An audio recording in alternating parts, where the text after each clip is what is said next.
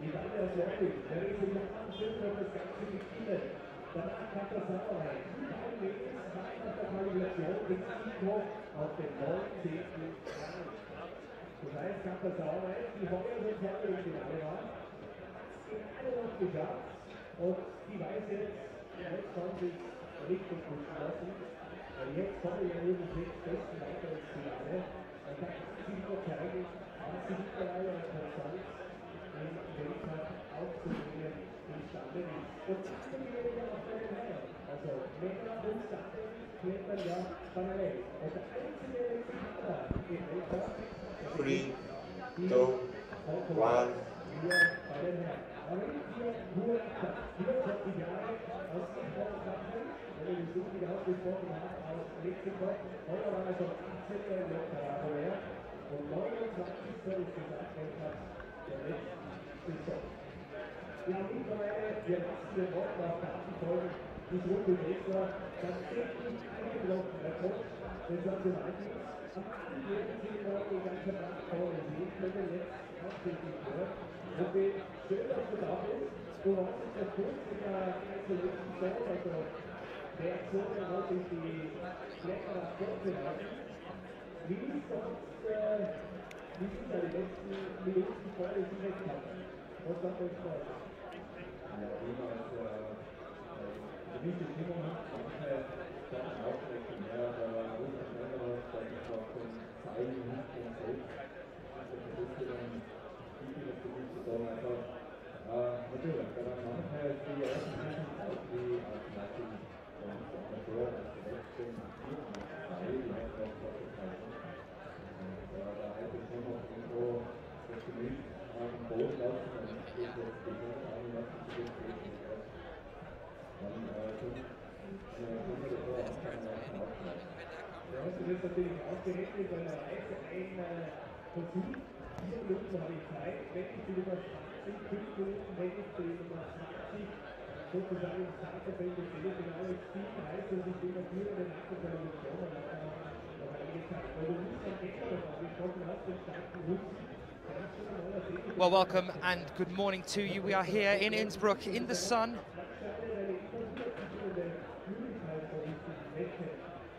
Well, welcome and good morning to you. We are here in Innsbruck in the sun in front of this crowd that started to gather behind us as we get ready for the semi-finals here. 40 athletes to take down to just 12 later on this afternoon, for this evening. In fact, 7:30 we're due to start our finals. Here, the 40 athletes, 20 women, 20 men come together to try and earn a place in those finals. Just 6 men, 6 women for later on this evening. I have the privilege of being joined by Mr. Chris Webb-Parsons, who will be co-coming with me all the way through this one. Chris, how are you feeling about today?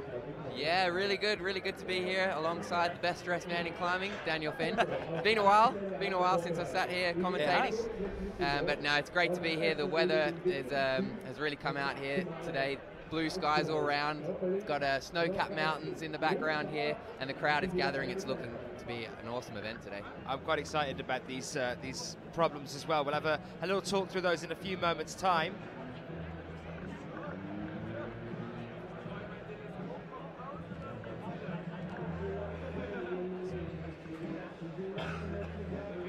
Yeah, some of these problems here looking really exciting, set by Mark Davio and his team around here. And we saw Jackie Godoff recently in Dragomir as well, setting there again for his 2nd year in a row. He gave us a great final 2012. He's given us another one again here. A lot of people saying, Chris, that it was the most exciting final we've seen this year. What do you make of that? Well, it's a bit cool. It's a bit cool. Yeah,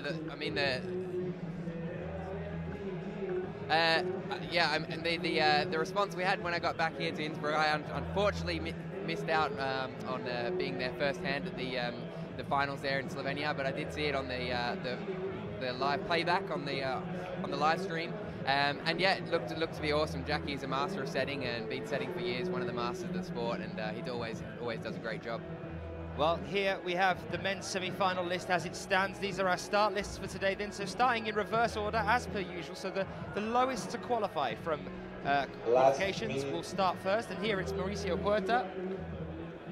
This is page 2 then. These are the higher ranked athletes to qualify yesterday. Lucas Enemosa doing good here after a bit of a tricky start for him in Kitzbühel at the last cup that was on his home turf. But he's here again for this one, making the semi-final. Sean McCall there as well, Kilian Fischuber, Sean with his first gold recently. Kilian's had a gold this year, as has Jakob Schubert. The Austrians dominating all the way through this year. Jörg Verhoeven, seen a bronze medal as well already this year. Rustam Gelmanov, bit of an interesting season for him so far. Guillaume Glaramonde, 2 silvers so far this year. And Dmitry Shafutinov, 3 times world champion here on the IFSC circuits. Dmitry, a definite force to be reckoned with. A big crowd joining here, you can see now. Yeah, the crowd definitely gathering. 5, It's always a packed crowd 4, here in Innsbruck. 3, 2, And 1. the show that was put on last year was exceptional. One of the best competitions we had for the 2012 year. Well, here we are, starting off. Just about to start, as we have more male athletes than we do female athletes here. 22 of them making it through into the qualifications due to 2 ties in both groups. 1 tie in A and 1 tie in B. So we start with Mauricio Huerta, the Mexican athlete, young lad we've seen in qualifications a few times before then.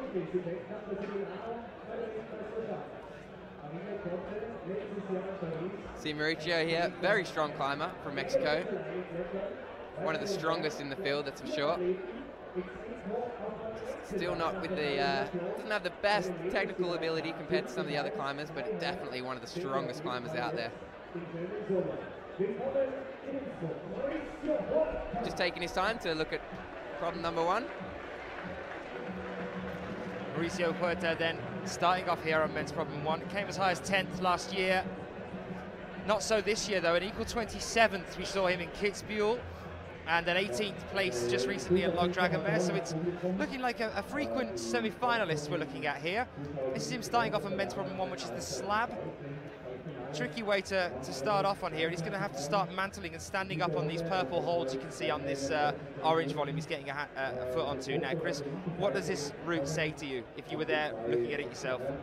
Oh dear, if I was looking at it myself, it's the only slab we've got here in the semi-final round.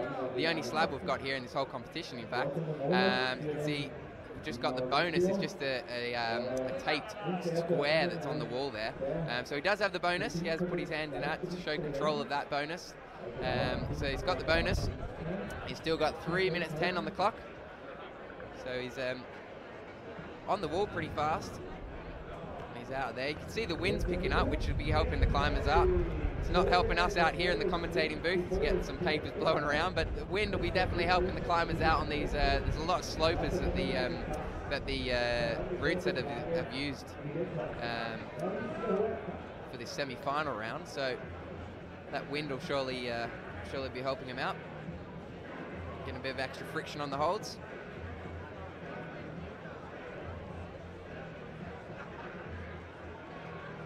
So I have names across the bottom for the women for you later on, and across the top for the men. As you can see, it's blank for the women at the moment, just the fact that we have 22 male athletes making it through to the semi-finals. Standard 20 for the women though. No prizes for guessing who was the highest to qualify yesterday in the women's category. If you do want to get in touch with myself and Chris, you can do that by getting in touch with us on the Twitter and using the hashtag IFSCWC. Any questions or queries you might have, any opinions or perspective ideas of who you think will be making it through to the finals today, send them into this. We do like hearing from you. So Mauricio with his second attempt here, problem number 1. First climber out. Did mean he qualified in 20th place for the semi-finals, just scraping in to the semi-finals. 22nd place, sorry. We've got 22 men in this semi-final round. We've got 20 women. That's why there's no women on the wall at present. So our next we'll have Klemen Bechin from Slovenia, and then we'll begin with our women as well. Mauricio here sitting down, readjusting his shoes and just taking a look at the wall again. The tricky point on this one, Chris, I would say, is not only just standing up on the orange volume here, because there's hardly anything to go for on the footholds. You can see the tiny purple ones, but the really tricky point is getting up to that tiny, tiny blue peanut hold you can see there. And that's a foothold. On the left-hand side, you can just about make it out, and no arret. No, you can see that black tape there. That's showing the climbers that they can't use anything past that black tape. That's out of bounds. And you can see we saw Mauricio before getting to the bonus, to where just the point where he's getting to now, and that little tiny speck of a foothold that Dan was talking about. We saw some of the women climbers. The women climbers yesterday in the qualification round had a problem on this wall, and it was a desperate stand-up on this tiny little speck of foothold that they had to really trust and to gain the last hold. And saw quite a few climbers, we saw there Mauricio with his feet just pinging off those little holds. You can see there with 22 seconds left on the clock, it's looking like Mauricio's calling it a day there. Now, did he get the bonus? That's what I was saying, because we see it every now and then, but it's a kind of a rarity to have just a box on the wall, no hold for the bonus there. He was up on top of the mantle, and that's supposed to be where you get the bonus, but I mean, do you have to have a hand into the box? Yeah, I think you have to definitely show control of the bonus, as in the last hold as well. You have to show control on those holds, the bonus and the last hold, to get a point for those holds. And on his first attempt, I think Mauricio did place a hand in that hold, or in the bonus, the tape box there, and I think they'll give him that bonus there. Up next, we've got Klemen Bechin from Slovenia. Always a great character. You can see him running out there on the map, very keen himself to get started on this one. Just a shout out to some guys in the Twitter feed then joining us. Shout out for Sport Climbing Australia. It's great to see you guys back with us again. I'm here with Chris. You've got an Aussie co-com here for you as well throughout the day, which is always nice to see. Rob the Looney Climber supporting Mina and Shauna. Good luck to Team GB. Nice to see you here with us as well. See Klemen on his first attempt, etching his way up to that bonus.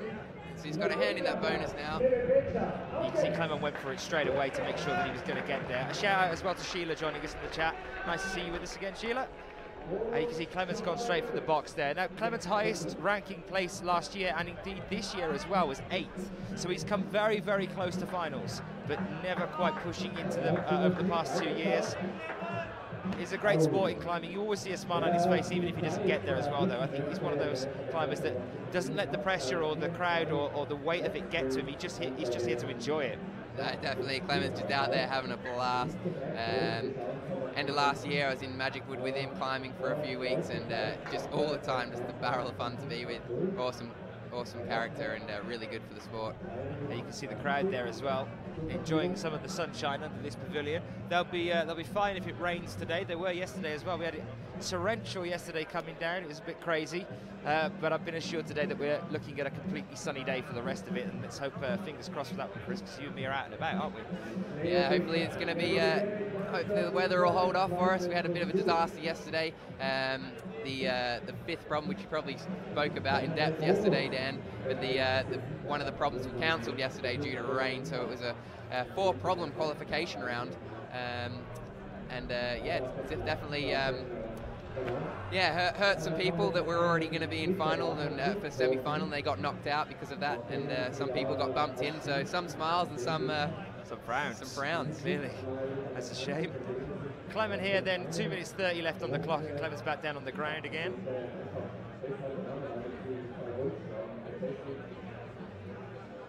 I've just been told as well down my headset that we are currently at 19,900 likes and fans on the Facebook page, Sport Climbing 2020. Now, I was asking you guys all day yesterday. I'm going to continue doing it all the way through today. I've got a bit of a break after this comp. I miss out on Toronto and Vail, unfortunately. I'll be watching from home. You'll be in the capable hands of Mr. Johnny Bryan. But before I go, I'd love to see 20,000 fans on that Facebook page. That's www.facebook.com/Sport Climbing 2020. Please get on there, give it a like. Every single like helps us push towards the Olympic movement. The idea that sport climbing could possibly be making it through into the Olympics in 2020. Every single click helps us, guys. And while you're on there, why not get involved in the donation campaign that's running as well? Put a donation in and you might get yourself a chance of winning one of 54 grand prizes there, all to do with climbing, some ropes, some chalk bags, some t-shirts. Nice few little things on there for you to get your hands on, so take part in that one when you're on there as well. But spread the word out, guys. 100 more likes and we break 20,000 of them. Clement there, just a few moments ago, looking like he nearly shinned himself coming down off that one, Chris. Yeah, nearly looked like he took his shins off there on that orange feature. Those holes must be really small on that orange feature. And we saw Mauricio etching his way out just past the orange feature, and the footholds beyond that feature don't look any better. Well, the first one looks okay-ish. I mean, you know, getting that first foot on there and getting up onto that mantle section seems all right. It's this point now, getting the second foot across and having to rely on them that seems to be costing them. But yeah, you're completely right, Chris. It's that move there. I mean, there's hardly anything on the wall there, and you bring your waist or your upper body away from it, you're going to come down.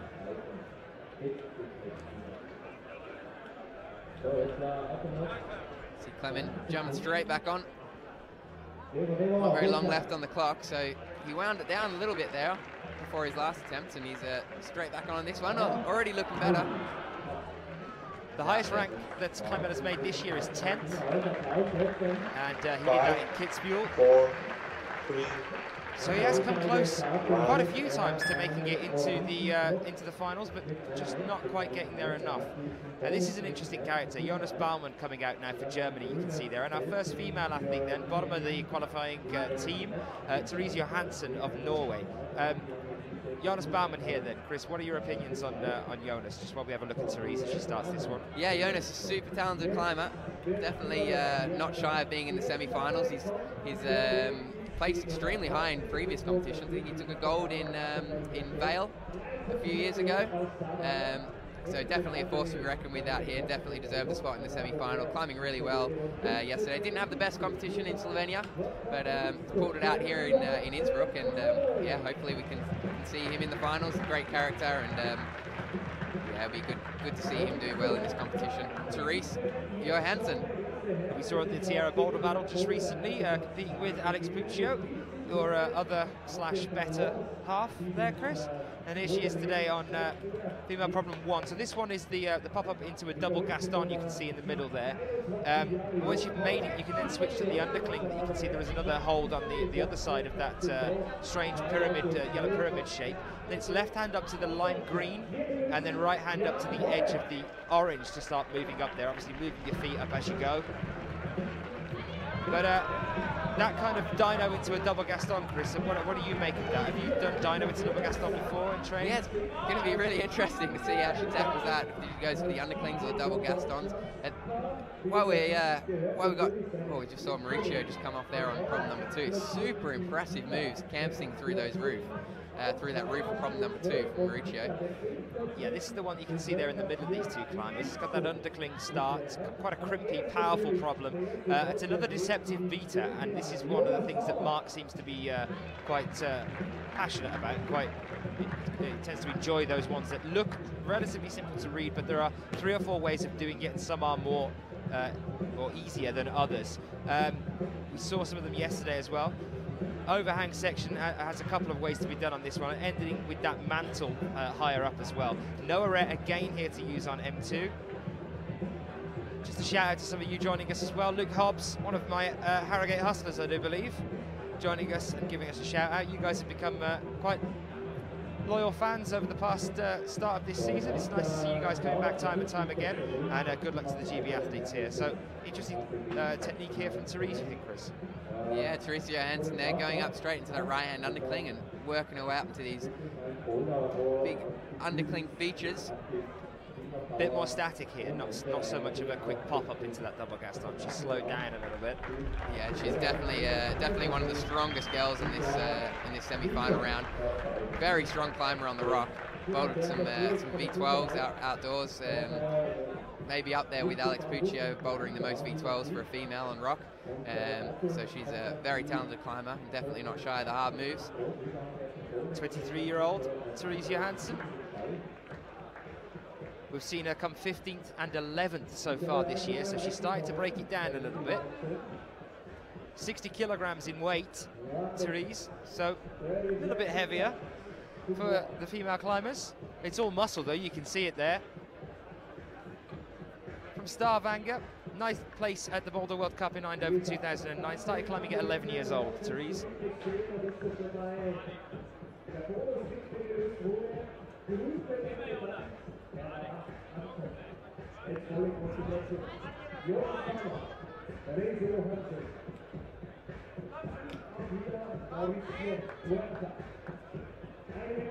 Last minute.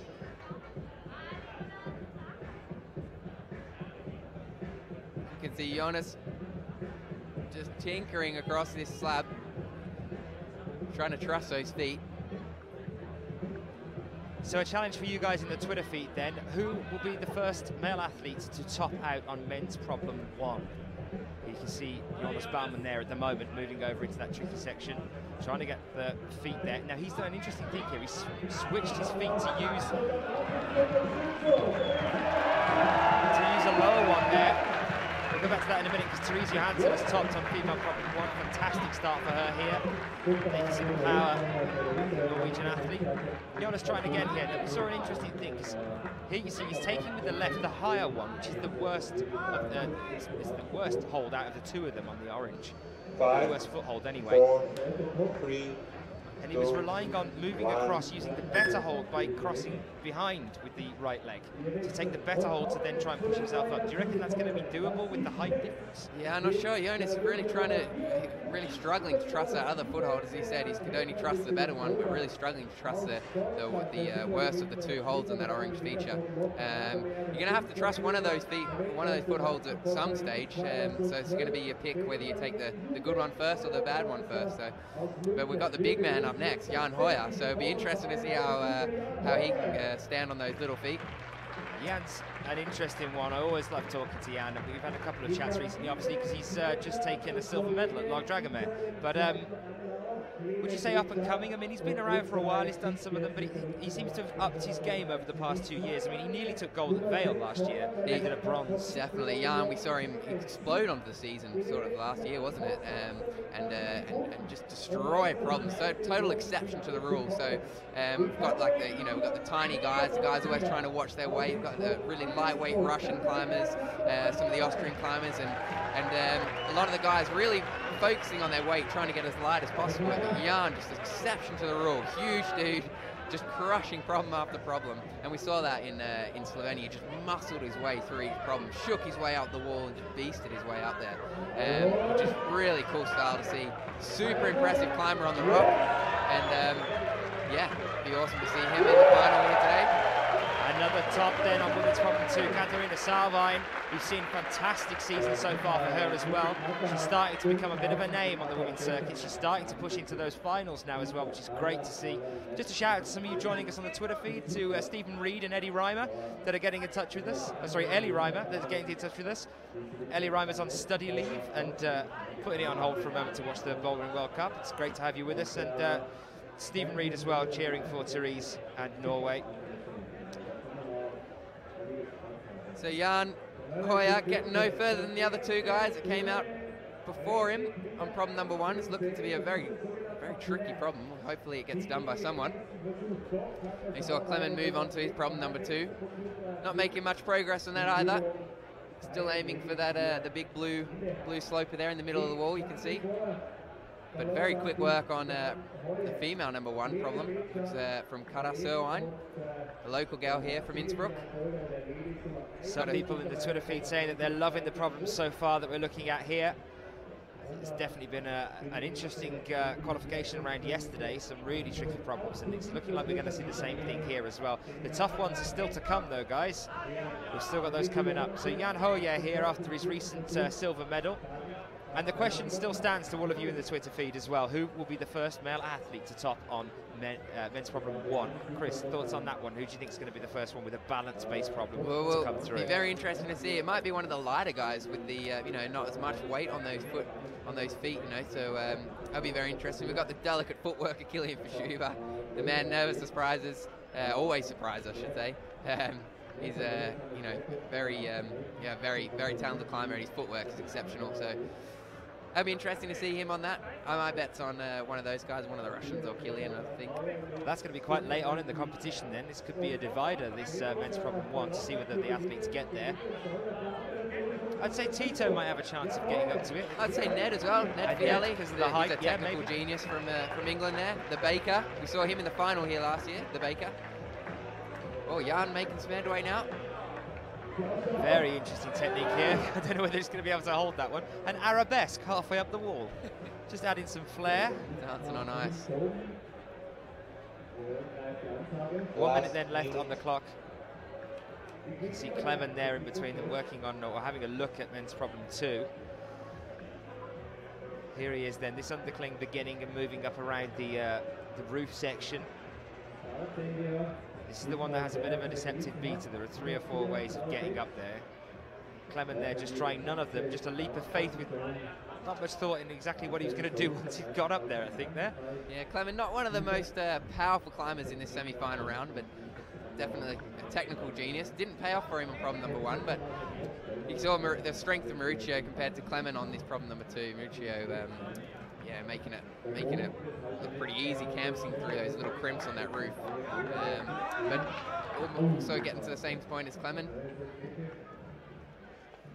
And again, Clement down. I think the trick with the men's problem 1 is going to be just whether you can rely enough on the 1 foot that is on the tiny blue peanut hold higher up on men's problem 1, because you have no arete there. It's just tough to be able to push yourself against the wall and trust a hold that is absolutely tiny. It's smaller than a coin on the wall. You can probably just about make it out here on the stream. Felt like we were watching a shot of Wimbledon there with a grandstand. All the crowd, spectators gathering. Got some cool grandstands behind us here. Big roof over this marketplace here in the centre of Innsbruck. We might even get a chance to see them looking left to right a little bit later on as well, because we have the two walls broken up. This is the left-hand side of the wall you're looking at now. We've got a right-hand wall as well with the other 4 problems on it. This is female problem 2 then, Therese Johansson getting started on this one. Female problem 2, just had someone say on the feed, Ben Crumb saying that women's number 2 looks awesome. Well, this one taking the crimp on the left side is the tricky point, swinging out onto the bonus slope, and you can see them, the 2 red ones coupled together on the other side. So Therese is going to start swinging around to that one. It's quite a big swing here for her as she goes. This is another crimp-based problem, fairly simple finish once you take the bonus. You can move it from there, but she's going to swing out here. This could cost her. We'll see. She's using the heel hook and getting the other foot round. Trying to slow it down. This is looking good for Jonas Baumann as well here. Men's problem 2, the crowd are right behind him. Charging up the wall. Absolutely fantastic. Great start there for Jonas Baumann. Yeah, it's a great start there from Jonas. I think we're going to see a few more sends of that problem. Some of those some of the Russians love those little crimps. Be swinging around on those like they're jugs, and but fantastic effort there from Jonas. And also from Jenny Levada as well, top there for her also. I believe a flash. Therese back on the ground though here with female problem 2. This is the one where it is tricky to take the bonus, moving past there and upwards. Should be a fairly simple finish, but it is one of the harder ones. It's one of the ones I have circled here after talking to Mark Davio, our chief route setter here. One of the tougher ones, as we saw yesterday at this point on the wall as well, with this sort of prow-based overhang that we've got on women's problem 2. This is Jeremy Bonder here though, Chris. Yeah, Jeremy Bonder. Really, he kind of exploded onto the scene last year, wasn't it? We saw him in the final, yeah, in Vienna. We had a final for him. Slowly creeping up there into the semi-finals, most competitions. Well, Therese has moved past that now with the swing out. Looking good here so far. Got a heel up there as well. Very nicely done for Therese. That makes 2 tops so far for her. She was saying to us yesterday that actually normally she has a good qualifications and a bad semi-final. She was hoping that it would reverse for today, as she didn't have too great qualifications. Yeah, she is doing the problems, Teresa. She's getting to the tops, but I think she's going to need to do them a little bit faster, a little bit, you know, fewer attempts. Fewer attempts to, is what's going to matter with these problems. It's looking like still got some of the top qualifying girls to come out, so we're only just started with the with this semi-final round here in Innsbruck.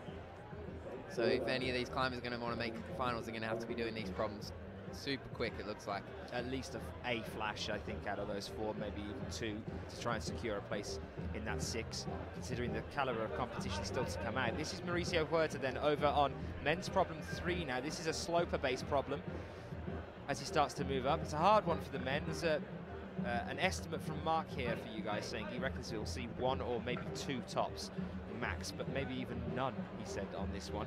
Quick movements to take the slopers, and it's all based on power.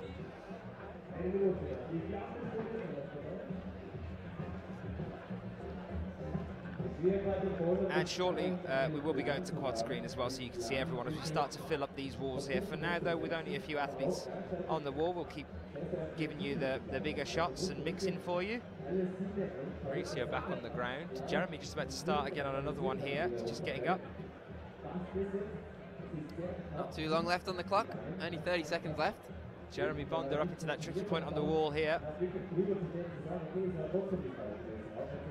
So you can see the quick 1-2 there, trying to get up onto the slopers. That's it, I think that could be the method. Jeremy unfortunately coming down. It's looking like Mauricio might be going for this one again. Jeremy Bonder's called it there. Here we go from Mauricio then, one more time. And it looks like the bonus one that's stumbling in there. He can't quite get a hand with the right hand up onto that one to secure it. 2, 1. And that's enough time for those guys, and we welcome some new athletes out into the field. Monica Recci for Germany coming out for the women's. And Tito, now my money, or a little bit of my money, and my estimates, is on Tito doing quite well here on men's problem 1. So let's have a look at him as he makes a start on this one. He's got the height when he gets up there to assist him a little bit on this upper section of the slab. He's an interesting climber, Tito. We saw in Chongqing in the finals there, it was only him and Dimitri were the only two male athletes to be able to make the final problem in the finals. He made finals there. And it was a big dynamic move, and Tito did it static, and it was just the most incredible display of strength that I've seen in a long time.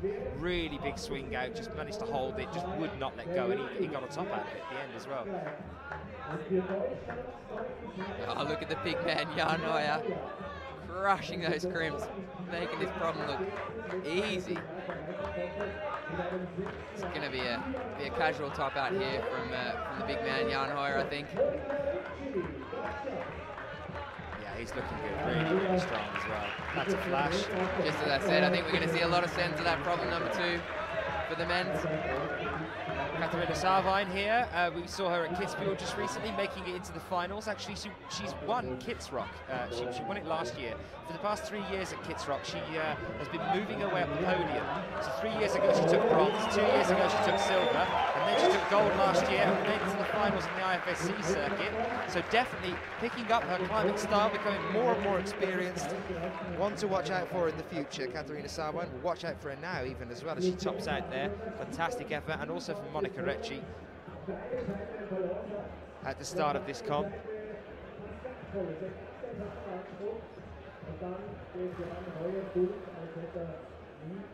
Clement's still battling it out on his third problem. Not having much luck with those slopers.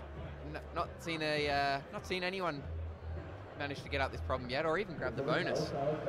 Now, no one's climbed on female problem 4 yet, but the roof setters are up there just making some tweaks. So this could be something that we saw from Jackie Godoff as well, which he tends to do, which is that Jackie will have 3 or 4 variations on the final problem during the semi-finals and finals. And if he thinks that the athletes are doing a bit of a good job, if he thinks that they're managing the previous 3 a bit too easily, then before they get onto 4, some last-minute tweaks are made to make it a little bit more difficult. And that could be what we're seeing happening here on female problem 4. It's always nice to have a backup. It's a good plan, I think. Well thought out by the team. Yeah, definitely. I just had word to one of the route setters, Ronnie Fitzstinger here, and he's just clarified what Dan said there. They're making that that 4th problem a little bit harder for the women. Going to spice things up a little bit more for them. Looking too strong here in Innsbruck, the women. So we've got eyes on Tito right now. No one's managed to climb this problem yet. Problem number 1. Bit of a slap in the face for the gents here. Haven't seen anyone do it. Usually expect the first problem to be a little bit easier than the other ones. But no one's managed to successfully climb this one yet. You can see there, Tito, that's about as high as anyone else has got. All his eyes on Clement Betchen here, on the right-hand side of the walls. Still, no one's managed bonus on this one. Magical day here in Innsbruck. Not a cloud in the sky.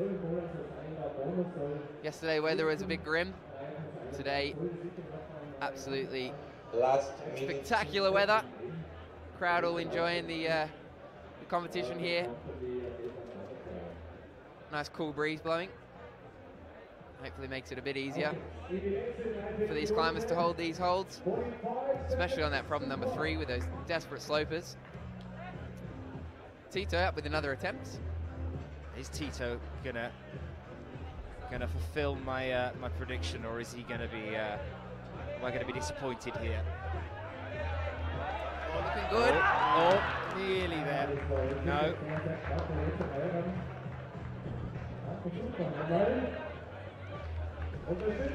Tito up with another attempt.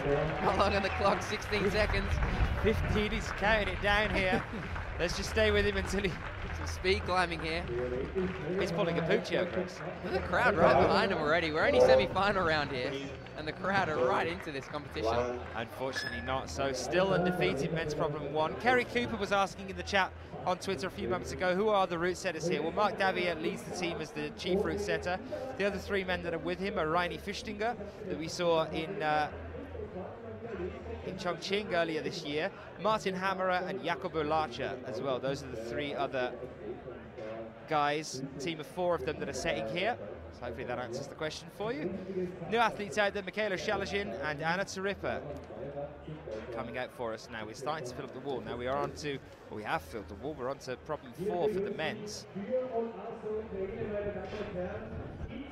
Men's names at the top for you there, women's names at the bottom, so they don't match up, but you can see which one they're on by the left-hand tab there on that one. So Mauricio here, M4, you can see him currently in the bottom right-hand corner, but you can find him by using the little tab that's there to help you out.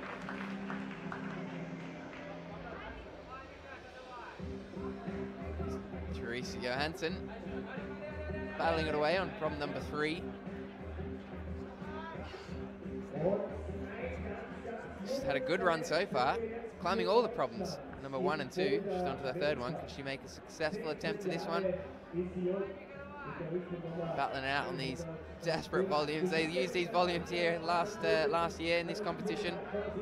These big volumes, it's sort of a similar problem where you have to get on top and balance your way up. Therese on problem 3 then here. This is the little jump, starting on the red ball, moving over to the yellow ball and mantling up, which is the point that she's at now. She's trying to get up higher on this one. And it's the quick 1-2 to take the white plate on top of the left volume. You can't quite see it from this angle. You might see it just creeping in. Above her left hand now, there's another little orange section. She's got to get up to the white plate.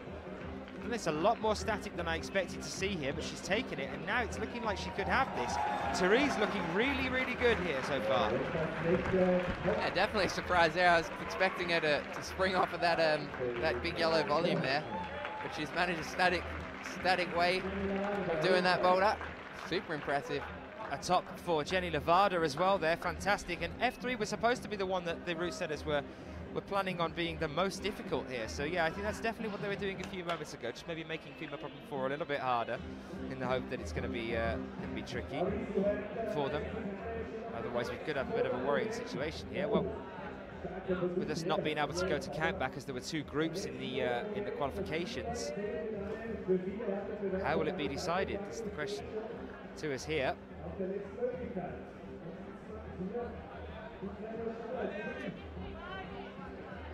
What's interesting is the where they position the climbers when they come off the wall. They've got the seats facing the wall that they've just come from, so they can, once they're on to the next wall with problem 3 and 4, they'll sit and watch the other climbers on problem 1 and 2. So whether that'll rattle some of the climbers, they're going to get to see how well their opponents are doing on the problems that they've already faced. Mauricio Huerta there with the top though as well. Nice to see him getting up there. I'll talk you through men's problem 4 in a short while when we welcome our next athlete out onto that one. We'll have a chat about it in a moment's time. Michaela Shalazin, then another frequent face that we see, another frequent semi-finalist as well here on men's problem 1.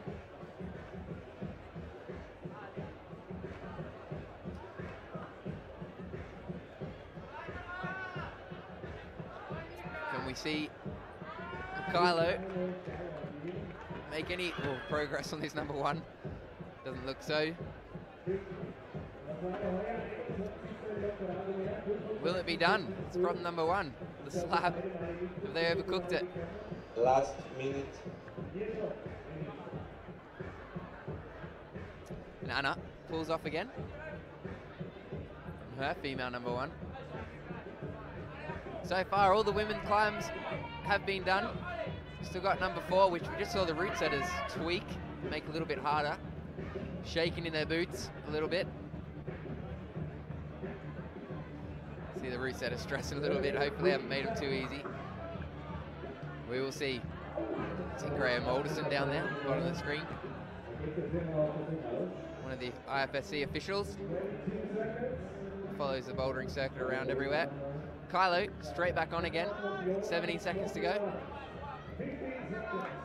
Jonas Bowman from number 3. No chance there. So from number 3 and from number 1, still 3, 2, undone for the men. 1. We're going to see our problem number 4, Clement Betchen, on the men's. Number 4. We've got a new climber out for Finland, Anthony Goldstein. Very, very talented climber. And our next climber out for the women, Manon Chappé from France.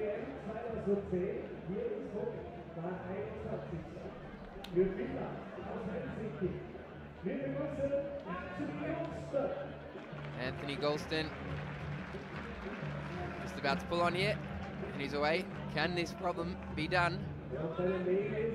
Golston with a good set through the qualifications yesterday. He's putting on a decent show, a couple of good tops there for him.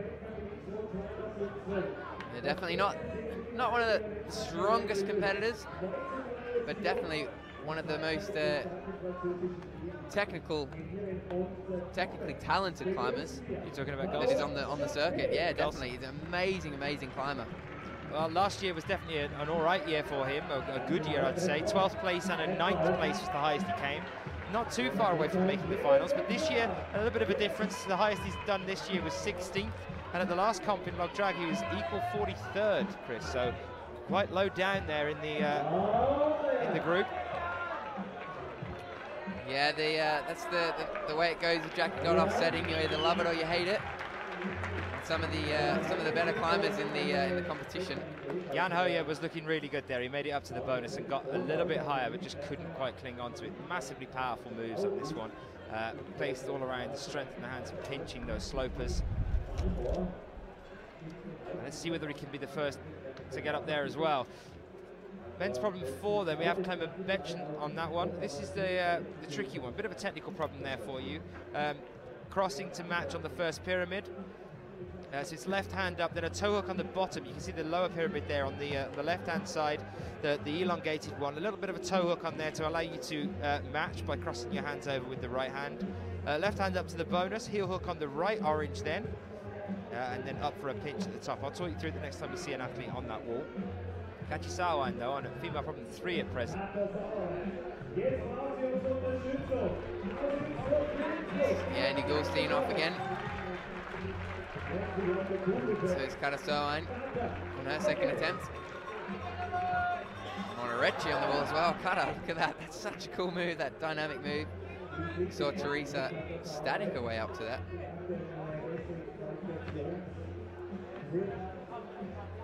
Monorecci battling her way. There is 2 little crimps on those slopers there. She's not just holding these complete round slopers. Kerry Cooper then with a comment on the buzzer, the 1-minute buzzer on the Twitter feed, saying it seems a bit unfair for the athletes that don't speak English, that it's an English spoken warning on the 1 minute there. Chris is laughing already. I think the thing is with that one, they're not usually paying too much attention to that 1 minute buzzer. I mean, they can see the clock is right above them, so they know how much time they've got. And the noise is very different anyway. Most of these athletes do speak English, which is always a good thing as well. But the sound is different enough to notify the athletes, even if it is spoken, that they have that little buzz or click go off in their head if they are paying attention to it. And it is projected directly at the wall for them, so they'll notice the difference even if it isn't their first language in the sound from a crowd, a member shouting it, and a sound from it being above their heads. Chris, did you ever or do you ever pay attention to the 1 minute buzzer?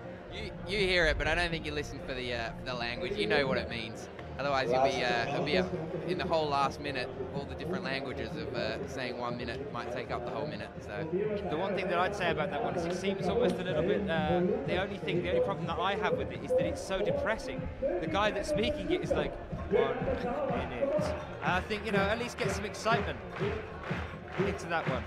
Look at the crowd here. They love the Austrian climbers, the local climbers. Kata Sirwan, all eyes are on her at the minute. The crowd want to see her stick this huge move on this problem number 3. Can she stick it here? 26 seconds on the clock. Oh! Not quite. She went for the went for the dyno approach on it that we saw Therese just completely ignoring. And look how quick she's making it up onto this ball here. She knows she can do it. 10 seconds. She's going to have to be really quick after she's done it. 5, 4, 3. She did really well on the previous problems for Kata Sirwan, problem number 1 and 2. Cruising. You can see her going straight for that plate then as well, though. If you can't do it static, like we saw Therese doing, it's what I was talking about, Therese being one of the more powerful women, to be able to take something like that in a static manner. You can see there Katia was trying to just pop straight up for it. She trying to quickly get that left hand up onto the white plate on top there, and that's the key. Getting that hand on that one, keeping you on. 2 new athletes out there now for us, Stefan Scarperi and Stefan Scarperi and Katarina Porsche, one of the Austrian climbers, one of the younger Austrian climbers as well. We've seen her on the lead circuit. Yeah, another local girl, Katarina Porsche. Partner with Mario Lechner, both training together a lot. Tivoli here, the local climbing centre. Jonas Bowman making pretty good progress here on problem number 4. On the right section of your screen. The bonus section on Tivoli as well. It's quite the boulder section is quite small, isn't it? It's just the 2 rooms. But we went and saw everybody training on Tuesday. I think you were out on rock on that day, Chris. But we were with Alex and a load of other people. Huge gathering of these climbers from different nationalities. We were looking around at basically the top 15 in the world, all just laughing and relaxing together, having a bit of a light-hearted training session. And then we had a climb, which is always fun. And I noticed straight away, actually, from a lot of gyms that I've been to, even for a beginning climber, the routes that are set there are just fantastic. They're just fun to climb. It might be a small gym, but particularly well set, I would have said. Ryan, one of the owner of that gym. Yeah, the gym here in Innsbruck, it's quite an interesting setup. The boulder room is, the bouldering section of the gym is super small, super compact. And I think a lot of climbers are pretty shocked at how small it actually is when they arrive there, thinking it's going to be some amazing training center. But it actually is. They just blast hundreds of or thousands of holes on the wall. They don't actually set boulders. They just put these these holes on the wall, and you make up your own boulder problems in there. But as you say, the routes in there are really well set by Reini here and a lot of other local climbers. There's method in the madness that they put up on the wall. And, you know, this is the thing that a lot of people are shocked because it is so small, but it's the home gym for people like Jakob Schubert, Kilian Fischuber and Anna Storr. So, you know, this is, they only climb in 2 small rooms, but these are they are the world's best climbers. Yeah, they don't just blast the holes on the wall, as you said, Dan. It's strategically placed on the wall, and the interesting thing about the Austrian team, when they go to competitions, they collect holds. So they've got one of sort of every type of hold that they use in the competitions here. So I guess a big advantage for some of the European climbers compared to climbers from, say, Australia or America or even Mexico or wherever, is the climbers here, they know a lot of the holds that they use in the competition. So I think it was in 2010 or 9 here in Innsbruck, there was a competition. It was Daniel Woods and Kilian Fischuber in the final. And it was really interesting that Daniel was actually reaching past the positive part on this hold and failed to do the problem. And Kilian came out and knew where the positive part of the hold was and executed straight away. You know, he made a successful attempt at the boulder and won the competition. And I think that was due to the fact that he knew where the positive hold was on part of the hold was. One of the interesting things I did find on that one, and there seems to be quite a lot of them here, that there weren't many volumes at Tivoli. No, a lot of the walls are just straight angled walls, and but some of the problems that we sort of come up with when we're all training are just wild. And that's the way the competition climbing is going. A lot of the rock climbers are finding it really hard to cross over into the competition, myself included, into the competition world, because the problems in the competitions aren't like rock climbing. It's a totally different game, a totally different sport. You know, and the problem is it's super gymnastic and crazy style. You just don't get that on rock, so it's its own thing. And we're seeing now there's just pure competition climbers and pure rock climbers, and it's a really rare thing for climbers to be able to do both and to be successful in both.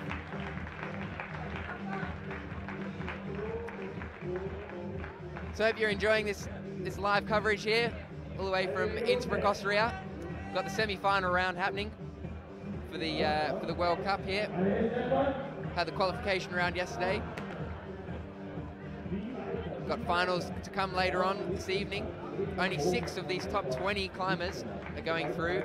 And I can tell you that setting the bar at the moment for one of those 6 is Therese Johansson here. 3 tops in 7.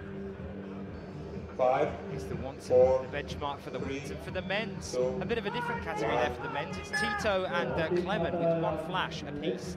So a bit of a more open ballpark here for the men's. With the women's, you're going to have to really pull some stuff out of the bag here to get up there with Therese. Yeah, definitely. We've got quite a big chunk of the field still to come, but yeah, Therese leading the pack. Three boulders under her belt. Very impressive send of problem number 3 there, making her way up there, that huge jump, doing it static. But we've got some other climbers out now. 2 new athletes out onto the wall. Now looking at Ned Fihali, the baker, and Mina Leslie Majestic, the GBR couplet, out starting on here. Now your prediction was that Ned would be the first guy to get up here on men's front 1. Why was that, Chris? Yeah, Ned, the magician with his feet. Again, not the most powerful climber, but super talented technical-wise, and you know, really good, trusting his feet, standing on his feet. He's got there's Anasazi Velcro, these shoes that he's wearing, sort of a flat lasted shoe, which I think might help him, but I've maybe given him the commentator's curse already. Well, he's got so many jobs, Ned, according to you. He's a baker, he's a magician, he's a climber. What will he do next? That's what I want to know. Oh, look at Jan Hoyer, the big man here. Problem number 4. Can he match? Yes, awesome effort. Very nicely done. In fact, I think with the men's, that might be an update issue, because we've seen Jan do pretty well through this comp. I've definitely seen 2 tops for him. So I think Jan is actually the one setting the bar on the men's at the moment. And that might be us waiting for the results to just update for a second. We take the results from the website, just as you guys can see them as well, probably. If you are joining us, welcome to the semi-finals here, as Mina Leslie Majestic gets herself on its front 1 as well. I believe that was a flash from you. Yeah, I think that was a flash there from Mina. She'll need that one. As I said, it's going to come down to, I believe it's going to come down to how fast these women can do these boulders. It's still early days for the women.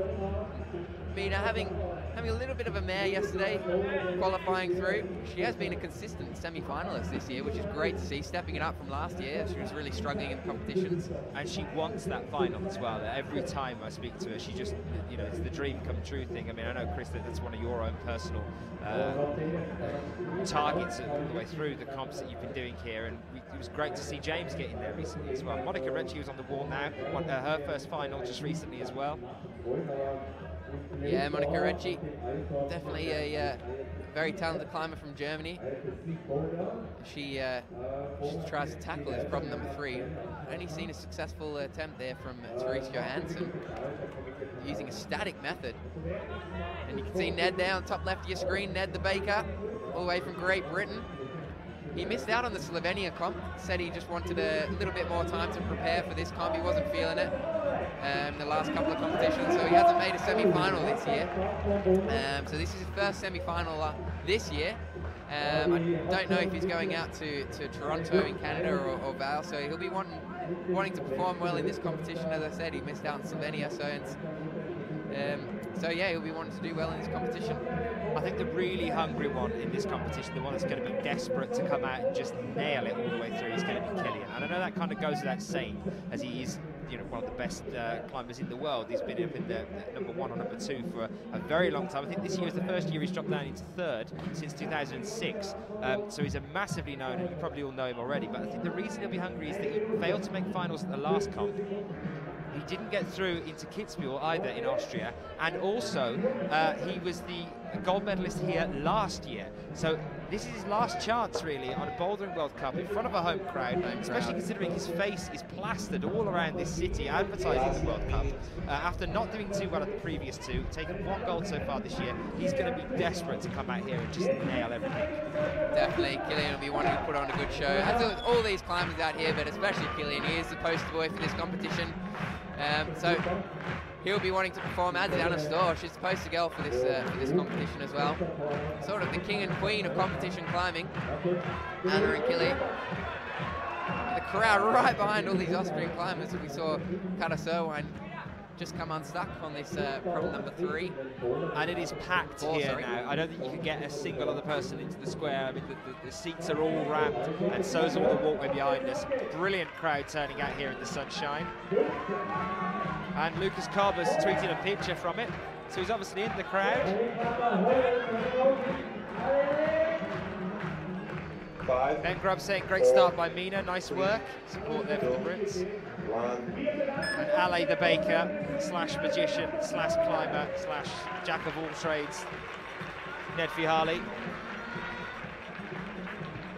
So, Chris, we've both been proven wrong with the women, with the men's. Our estimations will be the first to top on M1. It looks like we're going to be having to look a little bit further down the list now. Yeah, well, there's my prediction gone. Thought we'd see a successful attempt there from Ned. Problem number 1, but it's still undone, still not completed there. As is problem 3 for the men's. Well, Lucas in the Twitter feed as well asking that if climbing does get into the Olympics, will it be just boulder, will it be just lead or just speed that makes it through there? Well, I can tell you that in Paris last year, there was a vote from all the nationalities, all the teams came together and voted for, if they had to just choose one, if there was just one going through to the Olympics, that it would be lead, they decided on there, but that the bid itself is for all 3. So we're expecting and hoping, praying, if we get 3, like a triathlon kind of thing, that we could get all of those, all the different aspects, disciplines through to the Olympics. It wouldn't quite be the same. And the other great thing about it as well is that each discipline adheres to the Olympic motto, faster, higher, stronger. Well, faster is obviously your speed wall, higher is obviously your lead wall, and stronger is the bouldering with the really tough ground level kind of problems. So we're kind of hitting all of the benchmarks there as well. And if you want to support that, guys, if you are watching and you want to try and help us get there, you'd like to see this kind of thing in the Olympics, I know I would. Get yourself over onto Facebook. Get onto www.facebook.com/sportclimbing2020. We had an interview with Marco in the World Youth Championships in Singapore last year, who's the chief of the IFSC, and his main question to all of you watching this now was, please just show an online presence, show some support for this sport online, because every single vote goes towards that push towards the Olympic movement. They all count, and the IOC do take specific notion of attention rather of how much support the sport is getting on an online audience, and you are our online audience. You can help us get there. If you want to see the sport in the Olympics, facebook.com/sportclimbing2020. We need 73 more likes to break 20,000. Get the word out, guys. Let's get them by today. That's our target. I know some of the hustlers will help us out with that one. I know Sheila will as well, and undoubtedly Ashley Scott, our veteran of helping us push that page, is with us as well, helping us to get a few more in. Some new climbers out on the wall there now. Let's have a brief chat about Atsushi Shimizu, and also next out for the women's, Annalisa DeMarco.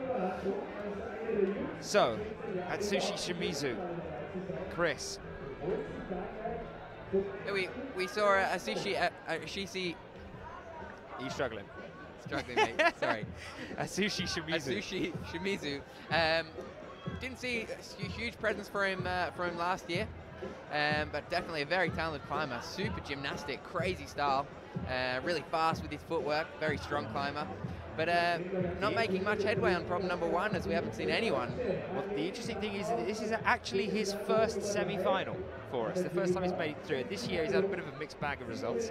He's from Kyoto, came 5th at the IFSC Bouldering World Cup in Canmore in Canada in 2011. So that was the last time that he made through the semis and got into a final there. Definitely remember that one in Canada. Yeah, he was performed very well in that comp, came out of nowhere and just crushed every problem. As I said, in a crazy style, just really fast and just threw himself up everything. Being there in Canada, that was in 2011, so a little while ago now. Last minute. So guys, the way it's standing at the moment, Jan Hoyer and Jonas Baumann at the top of the men's at present. 2 from 2, 2 flashes there for both of those athletes. Topping out the top of the men's category, that's where they've got to beat here.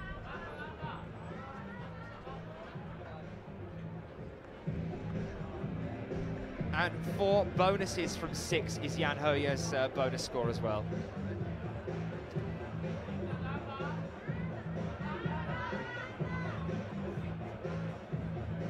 Still plenty more athletes to come out though and make their attempt here to start for the semi-finals. I hope you enjoyed the coverage so far. We're here in the beautiful sunshine in Innsbruck, capital city of the state of Tyrol.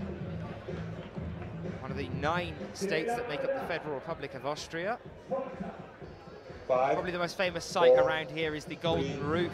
2, This 1. beautiful building. You might have seen it in the intro a little bit earlier on as well if you were joining us from there. And that was built many years ago as an offering from one of the higher-ups, the Archduke that was living here, that divorced his first wife because he wanted a second wife, and it was an offering to the townsfolk of a painting, as a mural on that wall as well, showing him between the 2 women because he didn't want to lose the support from the people of the town after getting rid of his first wife, which was very much beloved by the people. So an interesting story there for why the monument exists, why it's up. Torn between 2 things, and torn between 2 things here. We now get started with Manon Chapette, torn between these 2 massive balls on the wall here, over onto the yellow one, trying to mantle up here now as well. The big man, the Baker, Ned Fiali, wrestling with these small crimps in this roof. As I said before, not the most powerful of climbers, but a technical genius. Didn't pay off for him too well on problem number 1. But struggling with those crimps a little bit through the roof. Cedric Lechat, a terrific climber, not only in the bouldering, but the lead as well.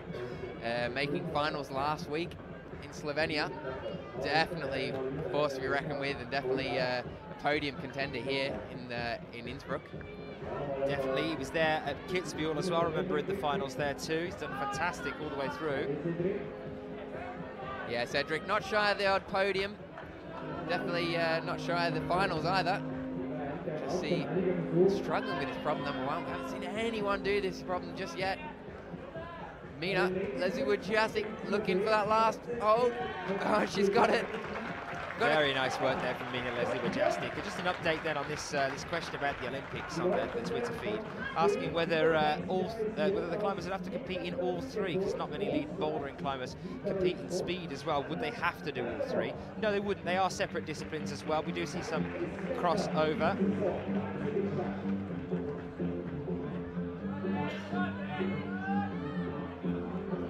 Actually, sorry, I do apologise. The bid is that they would have to do all 3 together. I just had an update on that one. That's from Graham Alderson, the IFSC technical delegate here. And they would be doing all 3, and that would decide the medals on this one. It's an interesting one. I didn't know that, actually.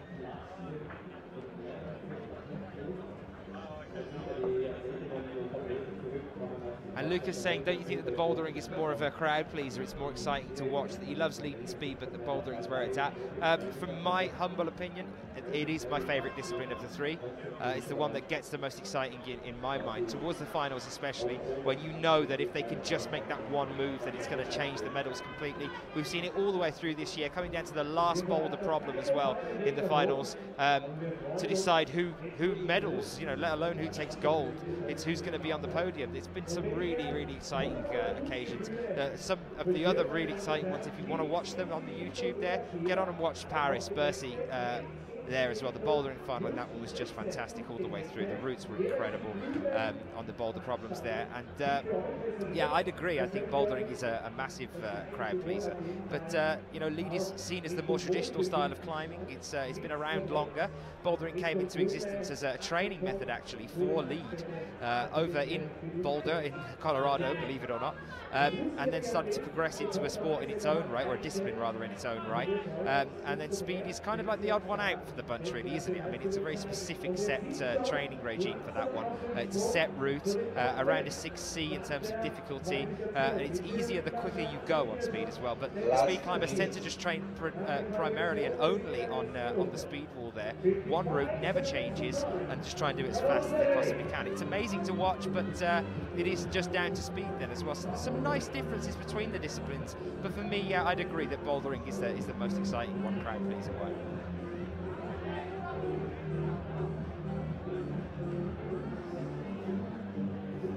Isabel Burke saying in the Twitter feed, enjoying the IFSC Boulder World Cup Grandma's cookies, and sat watching us there.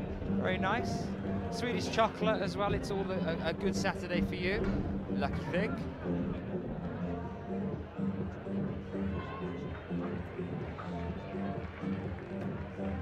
Go, go, go from Team Germany. Marcus shouts out there as well from the Twitter. Get in touch with us. Use the hashtag IFSCWC. 5, 4, 3, 2. So count down the final seconds and bring out some fresh climbers. And the next climbers move on to the next climbs. Pass you over to Dan. Well, I know a lot of you might have heard from this man that's sitting next to me already so far, but I've just been joined by the chief in his own way of CAC, Climbers Against Cancer. You're probably aware of it already, Mr. John Ellison, who is sitting next to me. John, thank you for coming over and having a chat. Yeah, my pleasure. We always like to have a few words. We had a chat recently at the Tierra Boulder Battle. Yeah, we did, and this is just as exciting, if not more so. Fantastic crowd, actually. Well, what I'd like to do is to talk a little bit about this charity and what it does, John, and how it came about. Well, basically, we started it initially through from Bercy in the World Championships. I've been diagnosed with terminal cancer myself, and when I was around a lot of climbing friends, and it felt like family, I thought we might as well use that positivity and strength to do something good within the world of climbing, and thankfully it's taken off really well with the support of everybody, really, all the climbers, their friends, their family.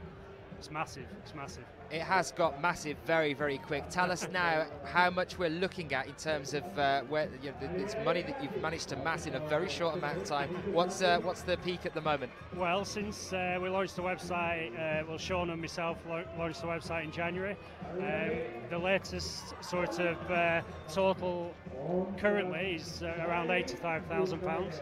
£85,000. So probably 95,000 euros or something like that. I've printed off 7,000 t-shirts, so yeah, it's very popular, very popular. Definitely picked up, and it seems to be a fashion icon now at a lot of these events. We see a lot of climbers wearing them. They buy the t-shirts, and the money then goes towards this fund, where we want to get up to 100,000 before this comp, right?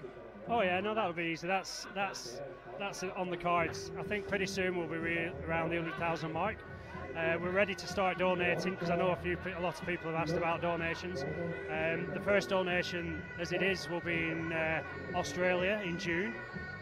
So we're just getting people at the moment in Australia, like Rob and Kate, who are helping set that up, which is really difficult because it's not easy for me in the UK to contact these people and choose the charity and get the publicity and the press there. So thanks for them. It's gone global. You've got a lot of support from people all around the world then helping you provide this. Now, what is the plan with how the money is distributed? Just give us a brief breakdown of what the plan is and where it's going to. Well, the idea initially, because I raised money last year for charities back in the UK, there's a lot of money taken out of the charity donations normally for administration and people's wages. So by doing it as a separate entity, what we're doing is every penny that is made from the sale of the t-shirts or the hoodies or other merchandise will go direct to the research facilities. And by doing it that way, every penny is being used to the research, and for the hopefully the cure of cancer. So you're dividing it between the continents as Yeah, well. You're sending out a lump sum to each one once you make a certain mark, yeah? Yeah, we've sold t-shirts in every continent, so it's only fair to make sure that everybody got a slice of the cake, if you will, for want of a better term. And I think that, you know, at the moment, we've raised £85,000, but there's also just short of £30,000 of that has been invoices to buy the t-shirts, the printing, the postage and stuff like that. So we should be ready to donate £10,000 to each continent. Well, I think that's an absolutely fantastic idea, the fact that you have split it between them and you're sending it to not just someone local to yourself, but because you've had support from all around the world. You know, the International Federation of Sports Climbing says it all. It's an international sport. We have a huge collection of nations here representing that, and you're following with that dream, that same idea of sending it to all of them. John, just quickly tell us what people have to do to help contribute to this. Where do they have to go? Well, where do they have to send their money? The website is www.climbersagainstcancer.org, and you can purchase the t-shirts anywhere in the world. The postage is free, which again I did that to make it fair across the world. I mean, we've got Chris here from Australia, he's got kite t-shirts. We've got people on the screen here, Katerina Porsche, she's got a t-shirt. I mean, pretty much everybody I know has got a t-shirt. It's more a case of who hasn't got a t-shirt. And like I said, we're donating to Australia first. Hopefully in July we'll be donating to France at Briançon. In August, maybe at the World Youth Championships in Canada. Canada, great. And it's just going on from there. So, I mean, while I get the opportunity, obviously I'd like to thank everybody for the support. It's not about me. Yes, I have cancer, but a lot of people who are watching or who are competing will be touched by cancer indirectly or directly, and it's for everybody else. And we can do so much. Just had some good news yesterday that the IFSC are looking at supporting it directly as well, so that would be a really good bonus for CAC. You know. Fantastic. I think that point you made at the end there is completely valid to say to everybody. We had that chat at the Tierra Boulder Battle, and every single climber we spoke to there had somebody in their lives, a friend or a family member. They might have lost people or were still suffering with cancer. I think it's the worldwide disease, isn't it? It's the one that affects everybody. And here's John himself, the man that's suffering from it, turning it into a good spin, giving the V's with your two good fingers, I believe, to the disease itself.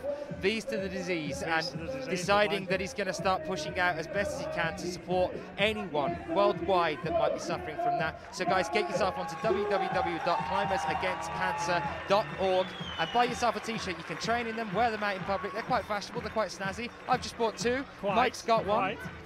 Very. So they're all around at the moment. John, thank you very much for talking to us. My pleasure, and I'm sure we'll have another chat in Briançon when we see the money pushing out there. Also, thank you to everybody, by the way. Cheers. Thank you, John. Take care. What a man. John Ellison coming to talk to us. Thank you, John.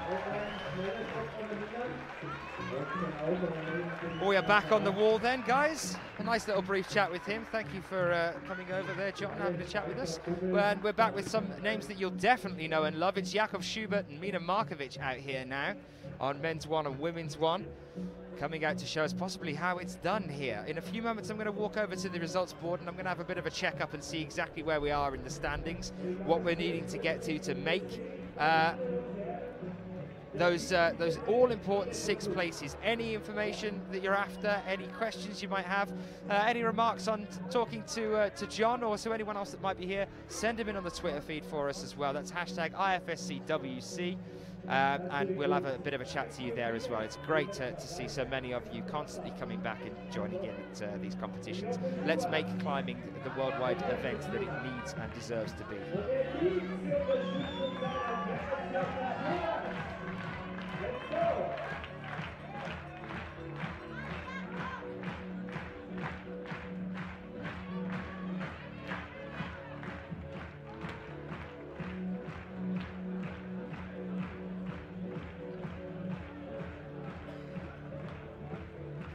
Well, 2 tops is a minimum for the women's at present, currently due to the standings. Now, I'm not entirely sure whether the results have updated completely yet.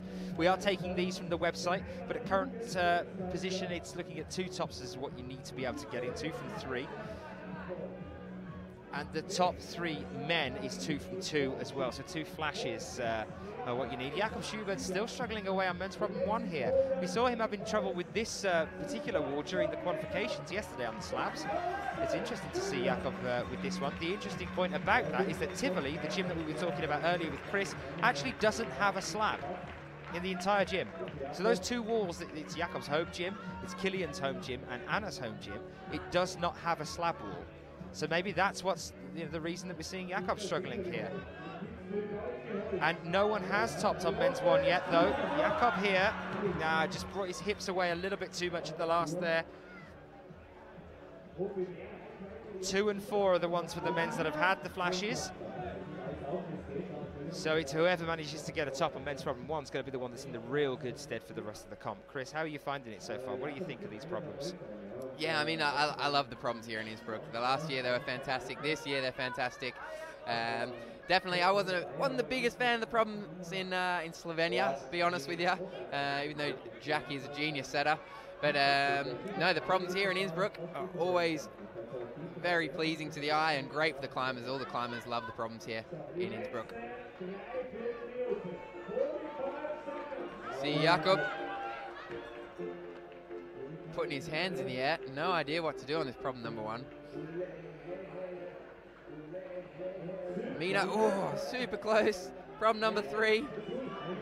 Got quite a support crew here out from England. Mina.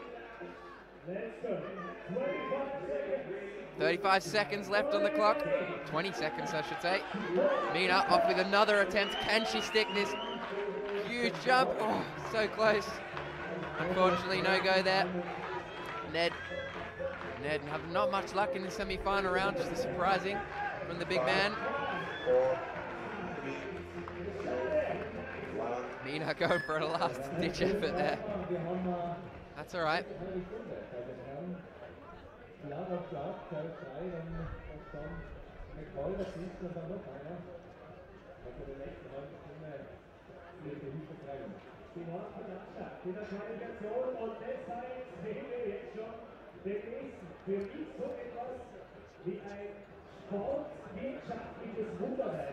Well, we're here now with Lucas Ennemoser, men's problem 1, and Jule Worm on women's problem 1. One of the things that I was thinking of just actually, Chris, is that men's problem 1, Sean McCall has a bit of a history of being good on a traverse slab, because we saw him do it at Munich. Do you remember we were commentating there together? It was in the finals, and he managed to do it a lot quicker than most of the other men in the final. And also the other thing about Sean is that he's got a lower centre of gravity because he's one of the shorter climbers, so that might try and help him on the upper section of this slab. The only problem will be the reach, I think, for him up to the very top. Yeah, maybe. Yeah, definitely with Sean, as I said, being one of the smaller guys in the field, and maybe it's one of the lighter guys in the field, which could also help him on those little footholds, you know, staying a bit lighter so your rubber won't roll off the feet. Jule Worm making very quick work of that problem number 1 for her. She's looking very confident today. I had a quick word to her after the qualification round yesterday, and she was very confident and happy and in good spirits. So I wouldn't be surprised if we don't see her, if we see her in the final. Men's problem 4 then, Stefan Scarperi. As you can see, men's 4 and men's 2 are the ones at the moment that most of the male athletes have managed to get through. But 1 and 3 really throwing a spanner in their works on this one. Female problem 3 has been quite tricky for a lot of athletes getting up onto that mantle section. So Therese Johansson looking pretty good at the moment for possibly a final here. Yeah, Therese pulling it out on that problem number 3, especially there for the women there. And she did cruise problem number 1 and 2, but it took her a few attempts to finally figure out how to do them. And problem 3, she just came out, wiggled her way out to the jump, but didn't jump and stood up and static the move. And that's the power there that you can see coming into play. So maybe that'll be something we see from Puccio later on as well. It's a similar build, the strength in the upper body. We know that Puccio likes the more dynamic, athletic, big bouldery problems. So maybe we'll see the same thing from her. I mean, Alex has definitely got the upper body strength to be able to static 3, I think. Just whether she'll go for it or whether she'll rely on the dyno. What do you think about that? I don't know. It's definitely it's an obvious dyno. The route setters, I think, have intended it to be a straight-up dyno. Therese sort of wiggled her way out, pressed herself into the wall, fingertips on those features, and just sort of stood up and kept standing up and didn't come off. It was amazing. So yeah, as you say, sitting in first place, Therese Johansson. Incredible effort. You can see some of our athletes here really struggling with these problems a little bit later on. Atsushi Shimizu there coming off on men's 3. 1 minute, 42 seconds. Another very interesting point that my producer Mike has just sent down the line to us, saying another interesting problem that we might see later on is that the sun is just about to start breaking around the edge of the pavilion, and in a moment it's going to hit smack bang onto the wall, and then we could see the chalk build up going a little bit tacky because we are later on in the competition. The heat will pick up as well. There at the moment they're in the shade. It's nice and cool for them to climb, almost perfect conditions really. Quite dry, quite nice here. See the sun there creeping onto the mats on the right hand bottom of your screen there. The sun creeping onto the mats. Even when the sun's on the mats, it warms out the boot rubber and everything gets pretty hot. And yeah, it's not very pleasant, so definitely a limiting factor with the sun coming onto the walls. I've seen that in quite a few competitions. Well, Kerry Cooper on the chat feed saying that she thinks that Gigi could have a good attempt at men's problem 1. French athlete. I'm not entirely sure. What do you think, Chris? Well, we haven't seen anyone do it yet. We've seen a lot of talented climbers come out and it's problem number 1, and I'm going to put money on it. Well, I'm not going to put money on it, but I would say I don't think it's going to be. I don't think it's going to get done. Really? It's got a lot of boot rubber on it now. It's got a lot of chalk on it. The holds must have lost a bit of texture by now. It's got to be that little bit harder even now. It's going to be very impressive to see someone do it. Well, we can see the next, though, remember, as well. Just about to say that, the big man himself. And very soon as well, the 10 seconds are ticking by, and Kilian's just next to us, about to go out. And also the privilege, what am I going to say that right? The privilege of watching Melissa Neneve climb is just coming out. Yeah, great result for her last week in Slovenia, wasn't it, Dan?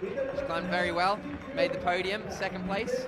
What was interesting about that is that Melissa was already up into the podium by about I think it was at the end of problem 2 or something, and she just stayed there. And it was that thing of, was it going to happen with Shauna Coxey? Was she going to be able to stay there, or was Akia Noguchi going to manage to push into 3rd?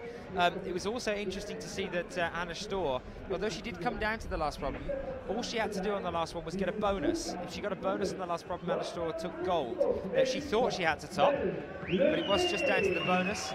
Storr just kept it there all the way through. 4 gold medals in 4 events this year. It's just incredible. What a run. Great year for Anna Storr this year. Every year's been a good year for Anna Storr, but this year's been exceptional. You know, yeah, just 4 golds, amazing.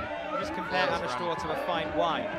Every year is a good year for Anna Storr. So Kilian Fischuber, coming unstuck there. What amazes me with Kilian is the confidence the man has. He just gave us a little smile as he walked out, totally relaxed, walked past us, Dan, gave us both a wink and a smile, goes and does his boulder. Total confidence from the man, true professional. A lot of the other climbers you see walk out and they look like they're going into a UFC fight, don't they? Just stern faces. And one of the interesting things about that, exactly that point, is that Kilian, yeah, absolutely, he's been on the circuit so long now. He's just relaxed. He just knows how it works. You know, he's used to finals as well. I don't doubt that he'd really get particularly distressed there either. But interestingly enough, I saw Dimitri Sharafoutin a moment ago, and he's exactly the opposite. He's just as experienced, well, near to it, just as experienced as Kilian. But you see him in isolation, headphones in, just staring into space in this concerned trance. Well, I just went back into isolation a few minutes ago, and I bumped into Dimitri in the toilet, looking in the mirror, stern face, like an M&M movie. And it was Kilian. It was Kilian. It's a good job you didn't put money on that one, Chris. Kilian Fischuber has defeated men's problem 1. Why did we ever doubt him? Who else were we looking at? I told you he was going to be hungry at this competition after the previous 2 and on his home turf. He's the reigning champion of Innsbruck from last year. The man himself, Kilian Fischuber, going back to just chill out for 5 minutes before he's ready to come out and take problem 2, which I'm sure he'll do with just as much ease as he did with 1 then. Still 2.5 minutes on the clock as well, Chris. No problem. So a huge roar there from the crowd as I was talking there about the different ways that the athletes tackle these World Cup competitions. As I was saying before, that walked into the toilets, Dimitri in there, stone cold, you know, looking in the mirror like that M&M movie, you know. And then we walked past on the way back out, and Kilian Fischuber sitting there in the sun, relaxed, reading a magazine. I saw some of them actually asleep yesterday, just before they came out to the wall, just relaxing, just lying down in the sun, sunbathing. But yeah, exactly, Dimitri, just the entire opposite end of the spectrum, stressed, well, no, not necessarily stressed, but just in the zone. Cedric Lechat making fantastic progress on problem number 3 for the men, sticking that crazy double dyno to the slopers. Can we see a top of this one? Cedric's the unusual one, I think. You know, he tends to struggle with the problems that most men do with relative ease, and then just excel at the ones that people have a problem with. He's a bit of a... And he just hangs on, Cedric. He never lets go. He hangs on to the last second. He's generally a very fit climber. He climbs a lot of routes as well. And just hangs on, never lets go. Well, unless he falls off like that. Mina Leslie Wajastik here on her last climb today. Women's problem 4. This is the one that I was told by Mark is not too hard, but I think they might have made it a little bit more difficult since we started the competition to make sure that they are tough. So you take the orange one, which Mina's already done. That's that barn door move, that swing out that you have to stop yourself with the red sloper next to it, which Mina had done there before then moving up after matching on that sloper, up with the right and into that crimpy section. And the crimps are the hardest part, as you can see. Mina was coming down there. So the barn door section and stopping yourself, not too tricky, not too big a swing out, but then from then on into that crimp section, that's where it gets really tricky on women's problem 4, and they've tweaked it again by the look of things. So we could see this one being another one that stumps some of the athletes for the women. We've got 15 seconds on the clock. Mina nearly climbing problem number 4, but she's calling it a day. 4, 3, 2, 1. Well, fresh climbers out. There you are. The great minds think alike. Well, how is everybody enjoying the feed so far? Hopefully you've seen some of your favourite climbers already. A couple more coming out for us now as well. And what are your predictions then now? Let's get on to the predictions. Who are our 6 going to be? Who are going to make the finals for the men's and the women's? Let us know. Hashtag IFSCWC. And we'll have a chat to you there on who you think are going to be making it into the final. Will we see some surprises, do you think, or will we be seeing the traditional, or the more traditional 6? Well, Sean McCall's up next, and Petra Klinger. 2 new climbers out for the semi-finals. Sean will know that Killian, must know that Killian made a success on that last fold up. Sean was one of the ones that I said I might put my money on for this one on M1. We've seen him do well on traverse slab before, and this is a similar type of thing. He's got that lower centre of gravity, which might help him stay on a little bit as well. Not so gangly. Fantastic effort of balance here. Just got to go for it now, Sean. It's not quite a pop, but it's a push through movement. And there, exactly as I told you, there he is. It has worked out to his favour, and he does like those types of problems. A flash there for Sean McCall on men's problem 1. Fantastic. Told you, Chris. My money's gone.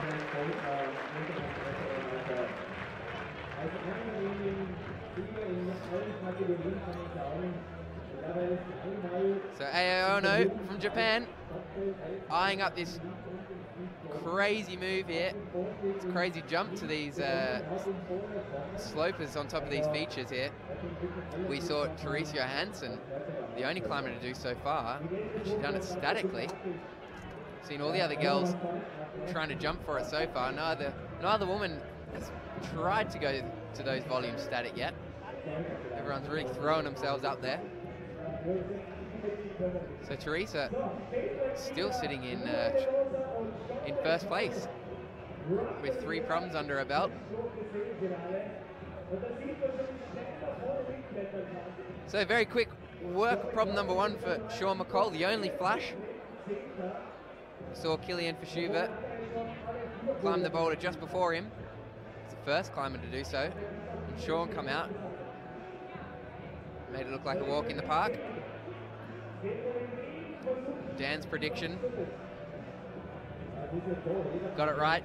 Well, I think we'll be seeing Sean through to the finals, definitely. I mean, taking the gold, the first gold for him, and he's fought so hard for it over the past year and into this year as well. He wanted it, and he finally got it just at at log drag. He's keen, he's eager. I think that now he's got a taste with the top, he's going to just keep pushing for it. Not that he didn't before, but he knows now that he's there, that he can easily get there. That's it. I think he was on a podium 7 times before that gold last week in Slovenia. So he's got the taste of the gold now in the bouldering, and he'll be wanting more, that's for sure. Just looking super confident and very relaxed on that problem number 1. It's going to be really interesting as well if you see Killian and him in the finals. 2 very different climbers, different styles. Sean, extremely powerful. Killian, very powerful, but also very technically, and of course the knowledge and experience that Killian has in the sport. Sean, you know, the powerhouse, the man that does lead climbing, bouldering, and speed on the side. He's the universal climber, as it were. Dimitri. I knew you were going to remember that one as well. Dimitri Sharafutinov, the famous quote, "I am universal," at the end of that last comp. So Aono from Japan. Can she do this? Do this crazy jump on problem number 3? Or is she going to say, oh no?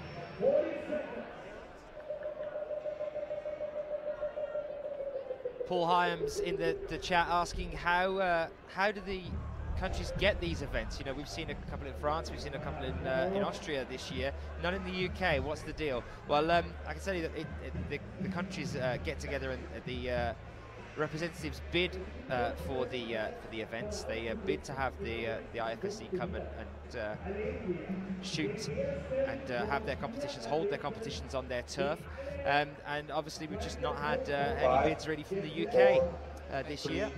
Yeah, not last year either. 2011 was the World Cup in Sheffield in UK, but none last year for UK and none this year. It's going to be very interesting when we hold one in Australia. It's going to be a long, long way for all the climbers to go. How soon do you reckon that one will be then, Chris? Do you reckon that's going to happen? Well, we did hold it was the Youth World Championships in Australia. 08, that wasn't it? Yeah, 2008, and so it'd be amazing to see a Bouldering World Cup or even a Lead World Cup in Australia. So fingers crossed. But the sport is still growing. Our association working very hard to try and get the sport bigger. Rob LeBreton, Charlie LeBreton, trying to get that bigger, working hard out there in Oz. So hopefully things will happen, and we'll get a World Cup out in Oz sooner or later. Just a lot of people talking about the Olympic discussion as well. Just saying that the bid is still underway. It's not an absolute definite thing that all 3 will get in or that it will be that way or anything. Nothing is certain yet until after September and the big meeting, the big decision time for the IOC and the IFSC going to talk about who will be making it through to the 2020. And guys, we have some stiff competition as well. Wrestling bidding to get in there again. There's squash there. There's wakeboarding is coming up there as well, wushu as well, a martial arts system. Killian Vishuba just annihilating every single problem that's out here at the moment. And just to pick up last on what you just said a few moments ago, Chris, as well, I'm going to say one thing about getting a World Cup over onto Aussie soil, and that is Rob LeBreton, I know you're watching this, get on it. That's all I'm going to say to that one. It's going to be interesting to see how Mina Markovic tackles this problem number 3. She doesn't like to jump. I think she could be one to wiggle her way up here like we saw Teresa do. You can see her fingertips etching away on those volumes. She's doing the best she can to crimp on them. Not much to crimp on there. Mina, another one with an up and down year this year. We've seen a bit of a turnaround in what we're used to seeing from Markovic. We're used to seeing her getting through to finals, more or less consistency for the past year or so. I can tell you that last year she made finals at 3 out of the 6, and the other 3 she came pretty close. She had a gold medal, a silver medal, and one that she came 6th in last year.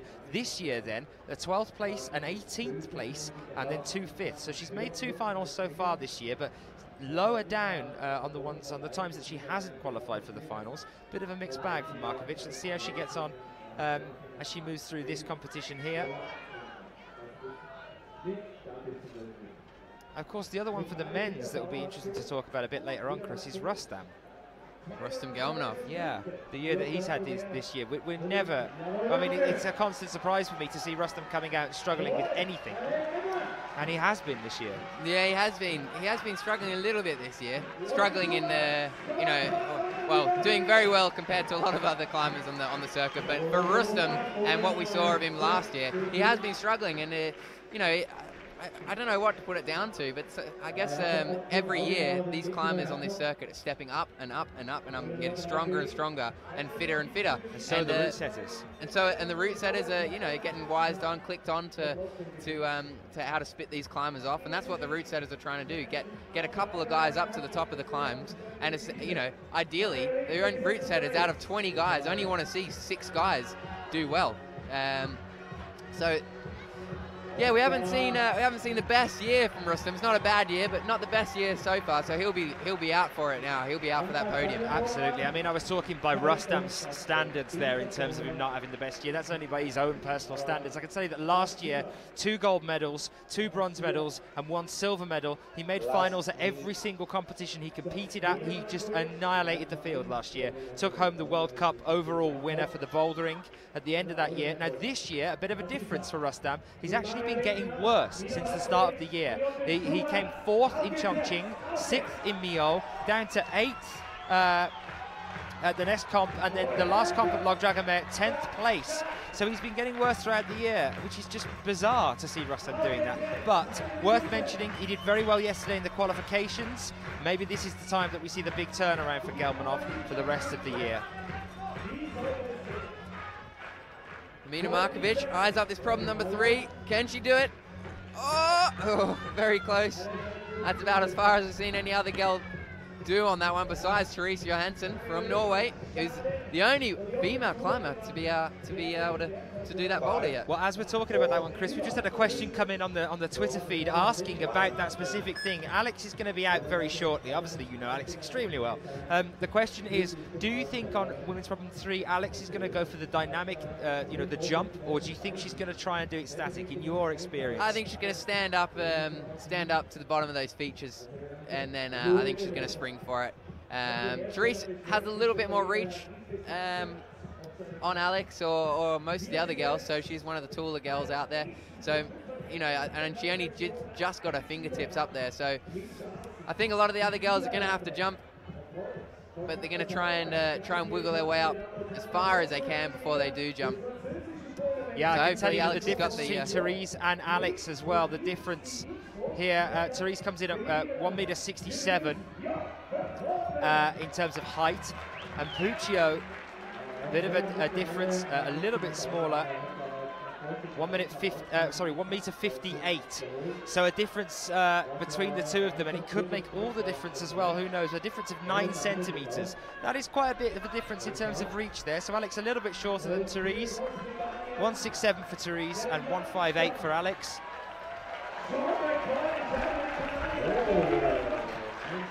Julia Worm here though, making the spring very nicely done. She gets a hand onto the white slab, and there's the white plate rather, and there's a top there for Julia. Fantastic effort.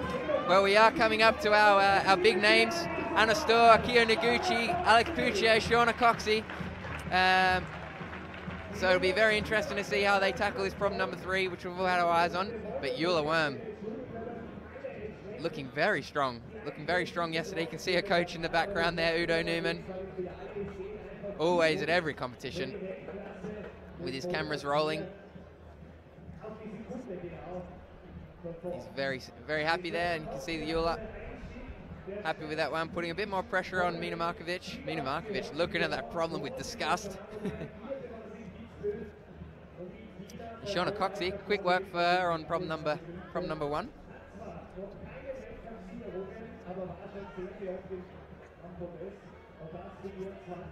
Julia, you can see on her face, she's very happy to do that one. 3 problems under her belt, just putting her up there. Looking good for a final here in Innsbruck. Jörg Verhoeven, a local guy here from Netherlands, but local guy living here in Innsbruck. Been living here for quite a few years. Very, very talented climber, as you can see here. Making one look pretty easy. Shaking his head there.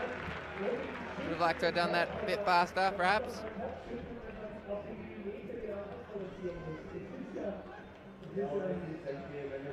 Shout out to you guys then, and to say thank you to all of you that have got onto the Sports Climbing 2020 site. We are at 19,945 likes. We are 55 likes away from 20,000 on there.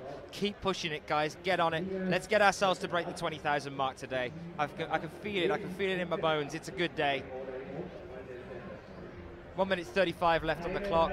Jörg Verhoeven out on the field. Shauna Coxey out on the field as well, doing exceptionally well here already.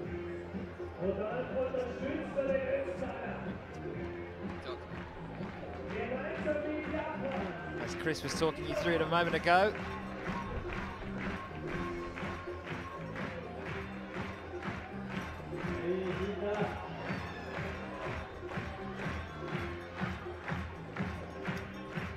So, all eyes on Shinta Ozawa from Japan. Been staying here in Innsbruck for the last few weeks, living with Killian and Anna. Training in the Tivoli gym. Looked very strong yesterday. I think it was problem number 3 for the men's on these crazy small little crimps. And he wrestled his way up, fought his way into this semi-final round here in Innsbruck. 1985, 27-year-old athlete Shinta Ozawa. Last result was 31st equal at Log Dragomir, but at the start of the year over in Chongqing, 17th for him. Lives in Kokubunji-shi in Tokyo, born in Saitama. 17th at the IFSC Bouldering World Cup in Chongqing this year. First at the Male Youth A lead competition at the Asian Youth Championship. That was in Malaysia in 2002 though. Quite a way away from that. He's now making his way onto the male bouldering circuit. And we now welcome 2 athletes, Chris, that you and me have been having a bit of a chat about that come out onto the field. There's Alex Puccio and Rustam Gelmanov to take us off here. Thoughts, Chris, as they start on this one, considering how the competition has been doing so far? What are your thoughts on how these 2 athletes are going to do compared to the other athletes? Well, both these climbers looked exceptionally strong yesterday. Alex coming out and crushing everything. Had a bit of a struggle with the slab on the first one, but no slabs for her in this semi-final round, so that's good. So hopefully she cruised her way into the final here. Had a bit of a disaster last weekend in Slovenia, coming in 7th. Disaster as far as Alex's results are concerned. 7, still not a bad effort at all. And Rustam, as we said, again for him. For his personal stats, he's not been having the best year, so he'll be wanting to at least make it into the finals here in Innsbruck. He was here in the finals in Innsbruck last year.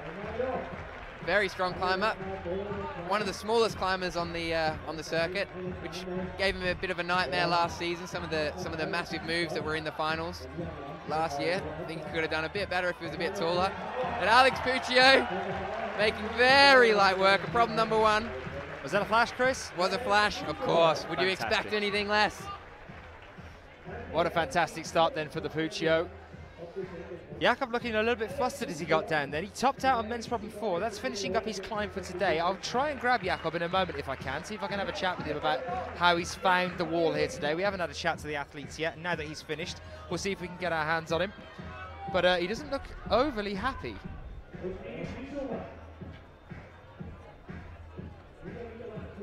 He's going the other way, shaking his head. I will try and grab Jakob a little bit later.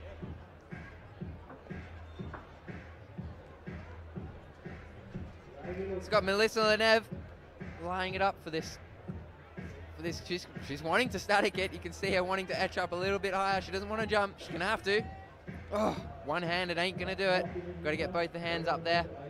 Well, I can tell you that our results at present, it's Jan Hoyer still at the top of the men's. Stefan Scarperi in equal second with Schubert, which is probably why he's not looking overly thrilled at the moment. Maybe a bit of a tricky place to be, but not too many to come out now after Schubert. He's just finished up. We're getting towards the end of the comp, and I'm not sure whether those results are completely updated yet, so we could have a change around on those ones. I'll try and keep you posted as and when. Killian then out now on men's problem 3. showing us how it's done. And Rustam Gelmanov still working away here on the slab. He had a tough time with the slab, if you can remember, in Chongqing just recently, Chris. There's another one like this, but it was a bit of a pop across to the traverse on the one in Chongqing. A little bit lower to the ground, and it was a kind of a little dyno over to the other side of the wall, which we saw as well in Munich. And he didn't have too much of a good time there on that one. The Russians not taking too lightly to slabs. Dmitry not too fond of them either. You know, you said yourself there, you know, that they're the fan of the crimp. I don't know, honestly, how visually pleasing they are for the crowd, the slabs. I guess they are sort of necessary to have in there. It is an element to climbing, but not super stimulating for a crowd, usually a slab, and none of the climbers really like them. So I don't know whether you saw Melissa Leneve then, but as she got down, she just decided to do a backwards roll, a bit of a gambol on the floor. Just lolling around on the mat before taking another attempt. I know, it's a nice day out, the sun's out. They've been quite lucky again still though, Chris. The sun hasn't quite pierced the mat yet. They've got these nice cool conditions. There's a good breeze going as well. The thing is, the breeze is enough to blow you off the slab on men's problem 1. It's that delicate. A good gust of wind and you're coming down. See Rustam, top left of your screen there, off with another attempt, as is Melissa Leneve. And Killian. Do we think Killian's struggling with this one? It's the last minute here for him. Yeah, last minute there for Killian.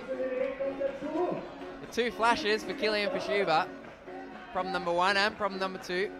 So I think 2 flashes is going to be what it takes, as I say that quite quietly as our next climbers get prepared to come out, which is standing quite close to us. It's definitely going to take him up into the finalist place. He's still got another climb after this one as well, and we've seen not much problem with men's problem 4 yet so far. Most of the male athletes have made it. It was the one that Jan Hoyer made to give him those 2 tops, and Killian's already got them. So we'll wait and see with 10 seconds. He's still going for it. This is what we want to see of these athletes, just refusing to give up even when you're in the last few seconds. Another effort at the last then. Shows you the commitment there.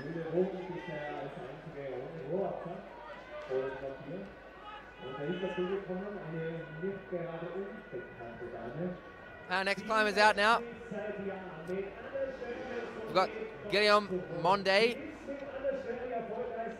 from France, Gigi, otherwise known as, and Akio Noguchi from Japan.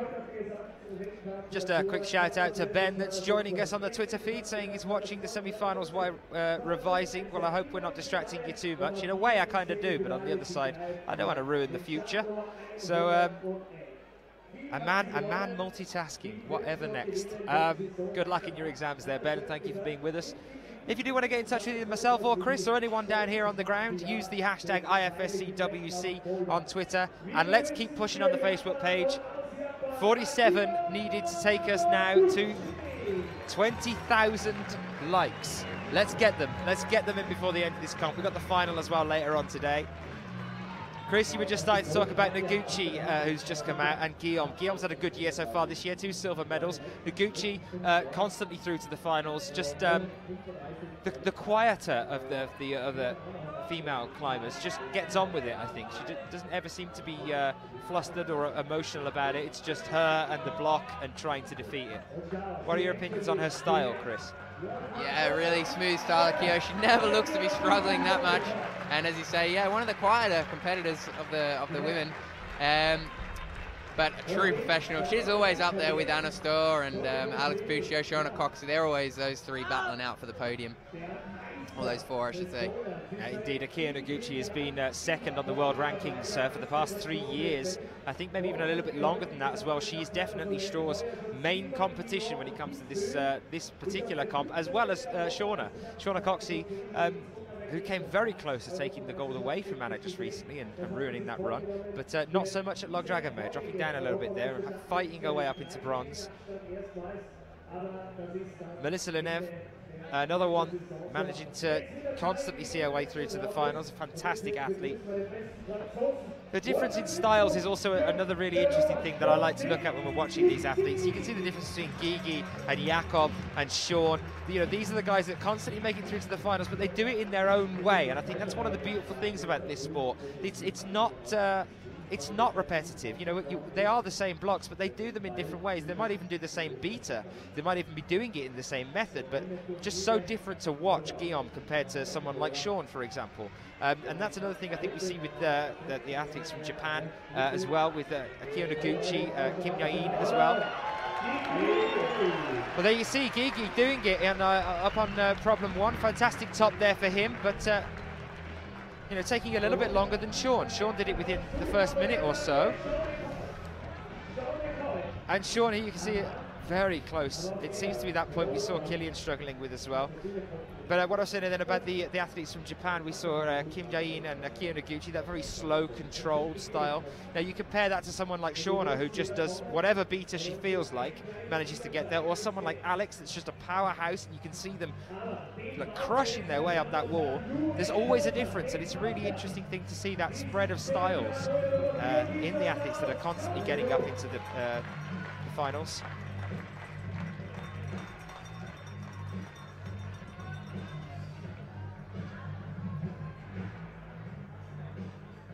So all the climbers on the left-hand walls all finished, all back into isolation or resting up for their next climbs on the right-hand wall. And all eyes to the right now. Last minute. A shout out as well to Option Jedi, who's joining us on the feed from Germany, saying it's raining in Germany, but no problem at all, because they've got the World Cup to watch as well. So thank you for being with us. Nice to see some of you guys from Germany joining us as well, supporting the home crowd as Juleverm takes to female problem 4 here. No doubt cheering. One of the only 2 climbers to make a successful attempt on problem number 3, as we see Petra coming extremely close. Sean, we haven't seen anyone do this problem. They could have overcooked this one, problem 3, for the semi-finals for the men. So both problem 3s proving to be the difficult ones for the climbers, for the men and the women.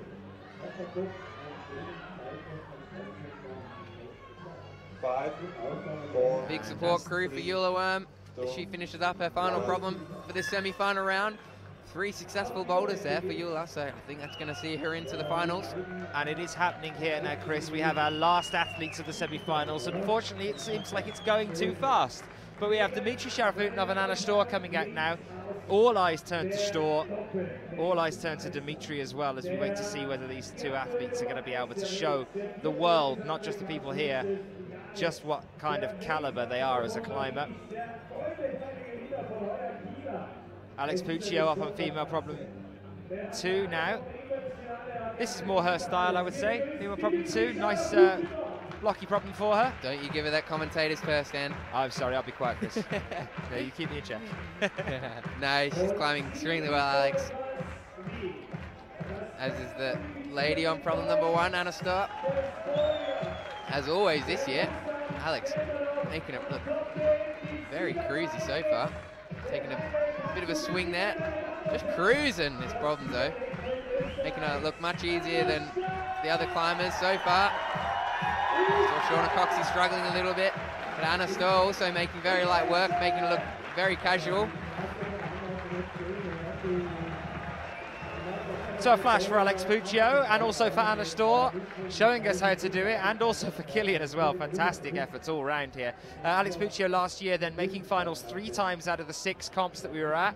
Came 9th place at the World Championships, but this year Alex has made every final apart from just Log Dragomir, and she missed it by 1 place. She came 7th. So out of the 4 World Cups we've had this year, Alex Puccio definitely pulling up the game even more this year. She had 1 bronze last year. She's already had 2 this year. When are we going to see a silver from the Pooch? When are we going to see a gold from the Pooch? Gold. I know you want a gun for it, Chris.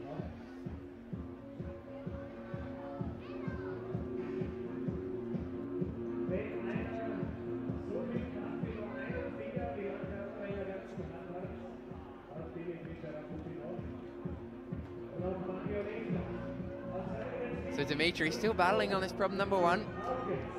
He'll know that the other climbers before him, Sean McColl, Killian Fashuva, he would have heard the roar from the crowd. So he knows this problem's being done. He knows he's got to make this count. 2 minutes 30 on the clock. There's plenty of time. Melissa Lenev off with another attempt. and Momoko Oda from number 3. Only 2 people to climb this boulder so far.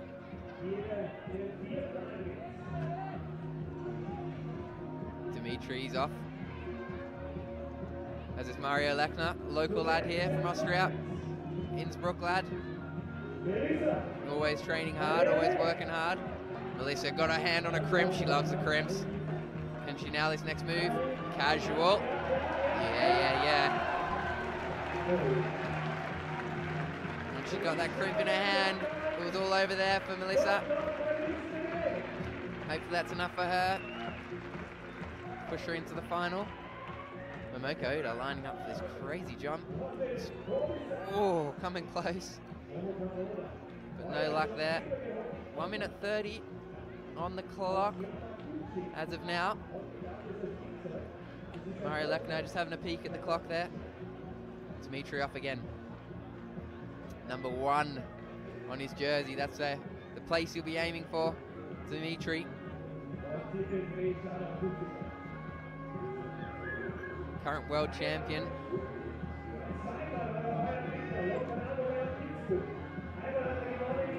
Oh, Lucas, Mario, I should say, coming very close to sticking that move.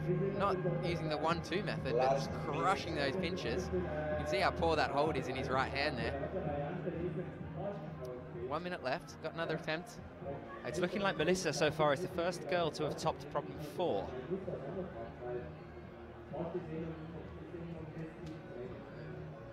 Which is great to see. We'll wait and see what the results are saying in a few moments' time. We'll have a chat with you about that one.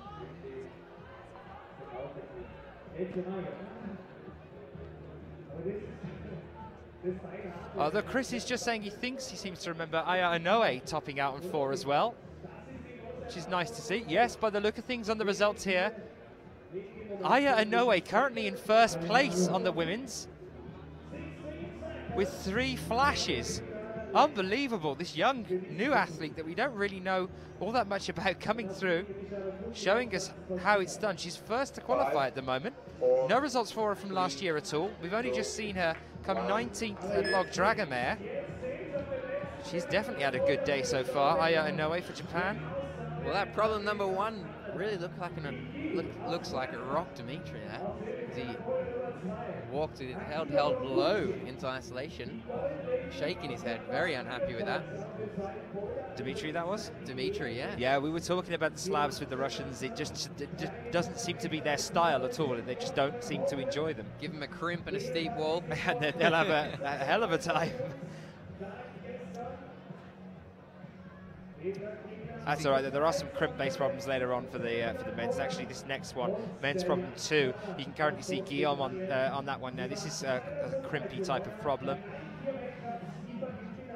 See Petra Klinger just wrestling with his problem number 4. Shauna Coxey, bonus here. Can she nail this move? 2 women to do it so far. Side by side here. Sean McCall looking very good here, but we'd expect that on men's problem 4. None of them seem to have had too much of a problem with that at the moment. Well, that's going to see Sean into the final, that's for sure. So three boulders for him. So he's in the final. Was it not 4? Did we not see 4 from Sean? He definitely did yeah. 1. No, he's done 4 yeah, now struggled as well. a bit on problem 3. So. Oh, we did see Killian struggling on that one as well. For the moment, let's stick with Shauna at this tricky position. She's doing exactly what we saw Therese do. This is what I mean about Shauna and her beta. She just does whatever she wants to do. She gets there, but you know, this is, as you were saying, Chris, it looks like a more dynamic problem. It looks like a dyno. You expect the jump to happen. And she is now going for the jump. She's just changing up whatever she's trying there. Yeah, Shauna, not quite as powerful as Anna, Akio, or Alex, but definitely a very good climber. Very determined. The way she moves and the way she can hang on to the wall, the way she moves about the wall, she does that almost better than any other girl out there. Alex Prescott getting in touch with us on the Twitter feed as well. Hello to you, Alex. Just asking about the grades a couple of times on these blocks. Well, we've had a bit of a change around this year. We are used to giving everybody grades, but after talking to the route setters, the climbers in fact as well, and a lot of the judges that are around, some of the technical delegates, we are deciding not to give grades this year. There are reasons for that. Obviously, at the competition level, it's kind of almost impossible to give it a grade. The other thing is that all of these climbers only have 5 minutes per each problem. So it's not like a grade where you can work at it and then decide, oh, okay, that looks like a 7B plus, or it feels like a 7C or whatever. It's, you know, limiting themselves. It's 5-minute on-sighting, essentially. So it's a bit of a tricky 1-2 grade, and so there's been quite a bit of conjecture around that one. I'm now kind of giving out an easy, medium, or hard due to the way that the route setters are looking at it, which one that they think that the climbers will struggle most on. I can tell you that from talking to Mark Davier, our head route setter here, our chief, he said that female problem 2 and 3 should be the ones that the women struggle on, and men's problem 3 for the men's. And it's pretty much been exactly that we've seen all the way through this one. Men's problem 3 has been the one that they've struggled with, and women's problem 2 and 3 a little bit tricky for them as well. So so no grades. That's basically the message to you, Alex, across the waves. You can speculate away, but you know, anything for a competition standard, you're looking at a minimum of 7A upwards, and more often than not higher, and especially they get harder as we go through the comp as well, remember? Yeah, definitely. As frustrating as it might be for you guys out there that really want to know the grades, it is really hard to give grades, as Dan just said. You know, a lot of the climbers here go outdoors and constantly flash 8A boulders with ease. So for them to be here and not getting up these easier boulders, you know, you would think are easier, but they're just not easy. They're not easy at all. So some of the grades that were being given by the route setters in previous times, you know, 7A and whatnot, might sort of come across a bit even insulting, I think, to some of the climbers here in the comps. So I think a good call not to give out grades for these boulders. Speculate as much as you want, but know that they're very hard, very difficult problems. Well, let's stick, hopefully Alex answers the question as best as we can possibly answer it. Let's stick with York here, though. On men's problem 3, the one that we said, this is the move, though. This is the move that everyone's been coming off on that York's on now. Again, same thing here. No, he's calling it a day with 20 seconds left to go. He's going to stop there. And Shauna not able to top on female problem 3 either here. Really interesting turn of events. 5, 4. So, yeah. This is where we're at now. We're starting to break down the wall. The last few athletes, we're down to 3 already. Killian in first place at the moment with 3 tops in 4 attempts. But we don't have Sean's results in as yet, so that's how it's standing at the moment. Obviously, we're unfortunately not in charge of the results system this year. We're just taking them from the IFSC website. We're trying to keep them, keep you guys rather as updated as possible as we move through the event. Dmitry Sharafutinov, men's problem 2 though. Next one for this, the undercling start. This is the crimpy one. This crimpy style on the way up there. So very powerful problem as well. Now Dimitri's got the strength to do it. It's a deceptive beta though on this one. It's the tricky one. The one that, you know, can be read in 3 or 4 different ways. What are your eyes telling you, Chris, when you're looking at this one, men's problem 2? Men's problem 2. It's been. I personally think it looks like one of the easier problems out of all 4 problems for the men. Seen the most sense. I think it looks like it suits Dimitri very well. Small little crimps through a roof. He looks like he's absolutely cruising it. I've seen a lot of the other guys cruise it. But Mario Lechner, down the bottom right of your screen. Oh, very, very close there. Just and you can see him cursing himself. Now this was the discussion earlier. So guys, cast your eyes to the bottom left-hand side of your screen. It's Puccio. Is she going to go static or is she going to jump it? Now, Chris, you thought she'd jump. It looks like she's going to try it static. I think she's going to. Yeah, she's going to.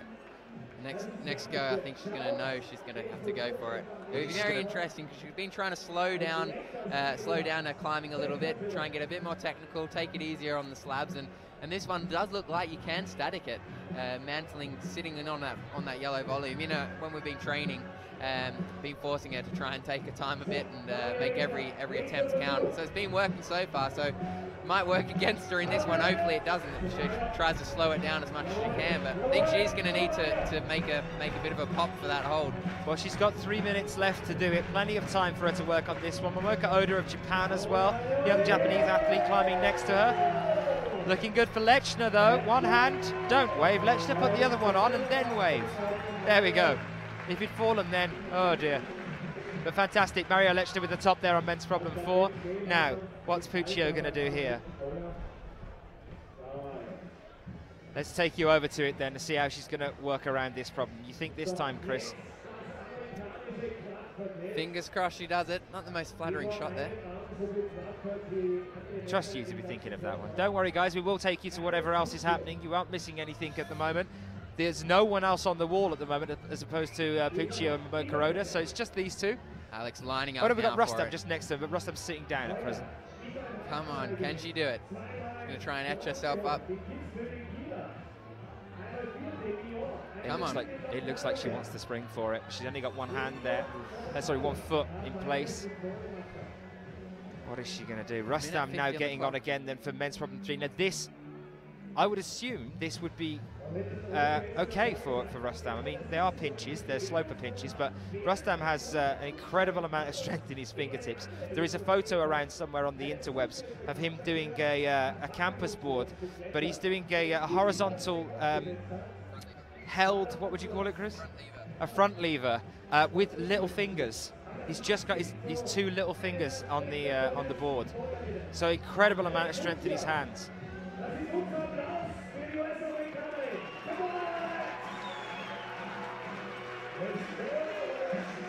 Another attempt for both Alex and Momoko Oda from Japan. And not only is the DJ behind her with the Born in the USA music kicking up now, but also the crowd here. They really want to see her do this one. Come on, Alex. 3rd attempt.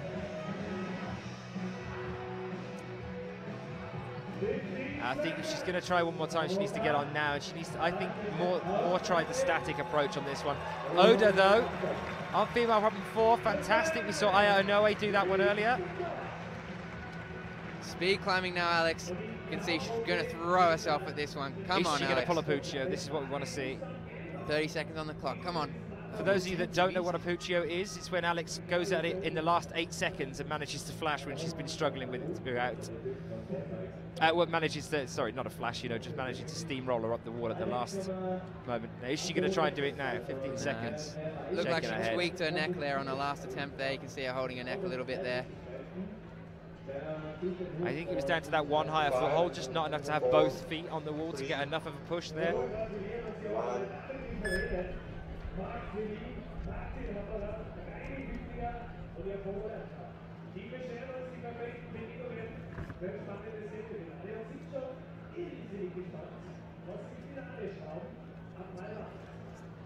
Well, the director is going to be mixing for you for now due to the fact that we've got the last few athletes on the wall. It's all on this one side of the wall now, so we'll stay with Akio for the start here, but don't worry, we'll make sure that you don't miss anything.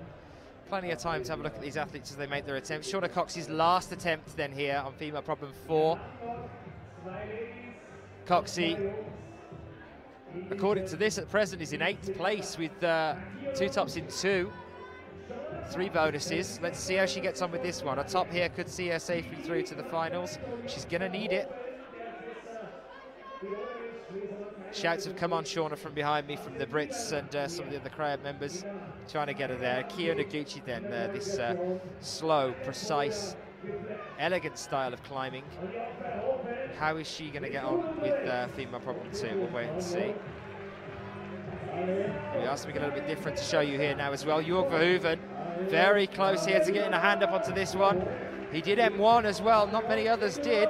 He's already had a medal this year, took a bronze, and here he is topping out on problem 4 as well. Verhoeven looking good here. That'll be his 3rd top of the competition, which should take him up into the finals, I believe.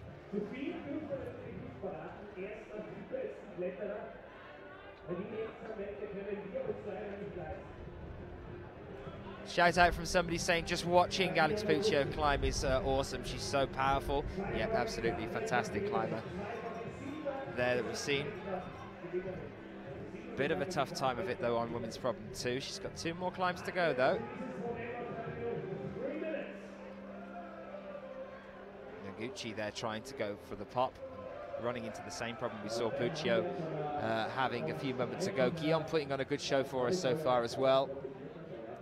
The square is absolutely packed here, guys. If you have the ability to get yourself over to Innsbruck, do so for this evening. It's going to be a light show going on. The DJ's here with us, and the 6 best climbers of these climbers who are already giving us a phenomenal semi-finals, or the cream of the crop, will be back later on this afternoon, or this evening even. 7:30 local time. We'll be here, bringing you all that action live on IFSC's brand new website. Please do make sure you get in touch with us. Spread the word, guys. Back here at 7:30 local time for us here in Innsbruck. Keo taking the time to get up into that position again here. 2 minutes and 5 seconds on the clock.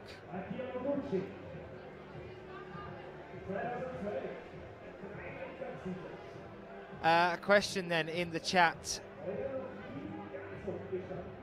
from Ben Grubb, asking whether there are holds on top of the volumes on women's problem 3. It looks really hard to stick the dyno if there isn't any holds there. Yes, there are, Ben. There's just one on the left-hand side. It's a quick 1-2 intentionally. In fact, from that camera angle, you can just about see it there. There's a white plate on top of the left-hand volume there. It's a quick 1-2, up with the right and then on with the left as well to secure it. Getting a hand to that plate is crucial to getting up onto the higher section, unless, like Therese Johansson, you can do it static. But yes, there is a plate on top of there. There's not much to go on, but once you've made it, you're kind of all right from there on. A quick campus pop up to the top, and it's yours. It's just getting there that's the problem. So hopefully that answers your question, Ben.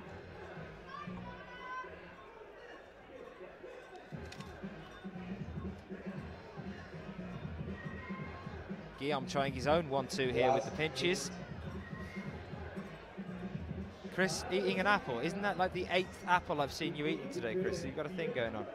It's hard trying to stay light, mate. Oh, crazy fall there from Keo. She's all right, though. Bounces back up. Seen a couple of attempts there for that dyno. Same sort of situation as Alex, just not sure what to do with that pop. Question coming in as well, asking what the red square is on F3. That, believe it or not, is the bonus. We do see it happening occasionally. I'm told that it's rare, but every now and then we do see that they don't use a hold. They use a position on the wall for the bonus. So this is the bonus square.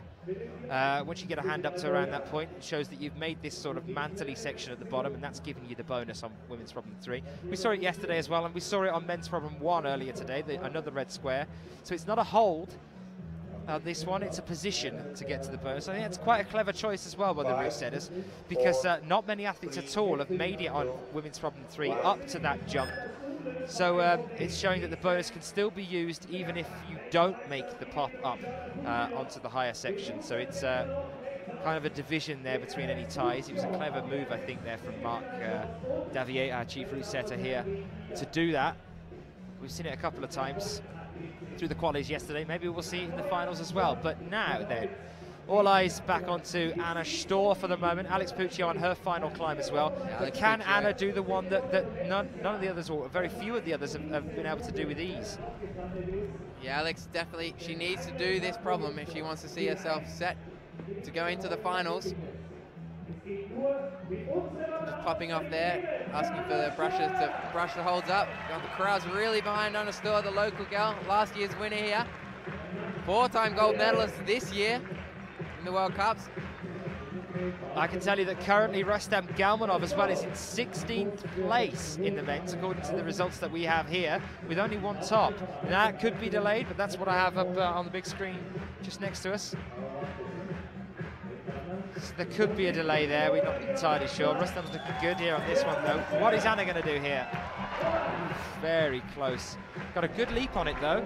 Nice spring there. Yeah, she had her left hip into the wall, and I think she needs to take it a little bit more front on if she wants to do that one, which I think she'll do next time. A top for Rustam Galmanov though. A nice way to finish up there for him on men's problem 4. Just 2 more rotations, guys, and we'll know who our 6 athletes for each are going to be making it through to the finals. Are you all pumped and excited for the finals tonight? I hope you are. Come back and join us at 7:30 local time for our 12 athletes and their chance to take home a medal in Innsbruck 2013. So, Dimitri sticking the first move. We have not seen any men do this boulder yet. This men number 3. He needs this one. Didn't climb the first boulder. Anna Storr getting ready. Another attempt then. Crazy move. Going the left hip into the wall again. Well, the results have poured in at the moment for Sean McCall, as we thought. He's got 3 flashes, 4 bonuses in 5, and currently qualifying for the finals in first place, Sean McCall, after a gold just recently at Log Drag. I just had an update as well on the Facebook situation. 35 likes to make 20,000 of them. Come on, guys, get yourself onto that Facebook page. Let's get the likes in, let's get it there. 20,000 likes before the end of this competition. I know we can do it. Before the end of the semi-finals even. We might even be going for 2020. Can we go for 2020 for the finals tonight? We'll see. 2 minutes left on the clock, enough time to go for this one. Interesting about Alex now here, Chris. I hate to make you talk about it while it's not going too well, but this problem, I would say, is again more suited to a kind of Alex's style, would you say? Yeah, I would do. I think she's really struggling holding onto that red sloper there. This is the barn door then, guys, so hand up onto the orange volume, and then swinging out quickly, bracing with the right arm is going to keep you there onto that one before matching on the red, and that's the problem that Alex is having at the moment. That swing out barn door gesture. Oh, Dimitri after the is crimping. Oh my goodness. Unbelievable. Dimitri Sharafutinov right at the very last. The crowd is going insane over this one. And Anna Storr straight after him as well. Absolutely incredible. Chris is killing himself here. What's going on? Dimitri has just crimped the bolt hole with one finger. Full chiseled in the bolt hole. And static the last move of that climb. It could be the most impressive thing I have ever seen. Amazing. Unbelievable.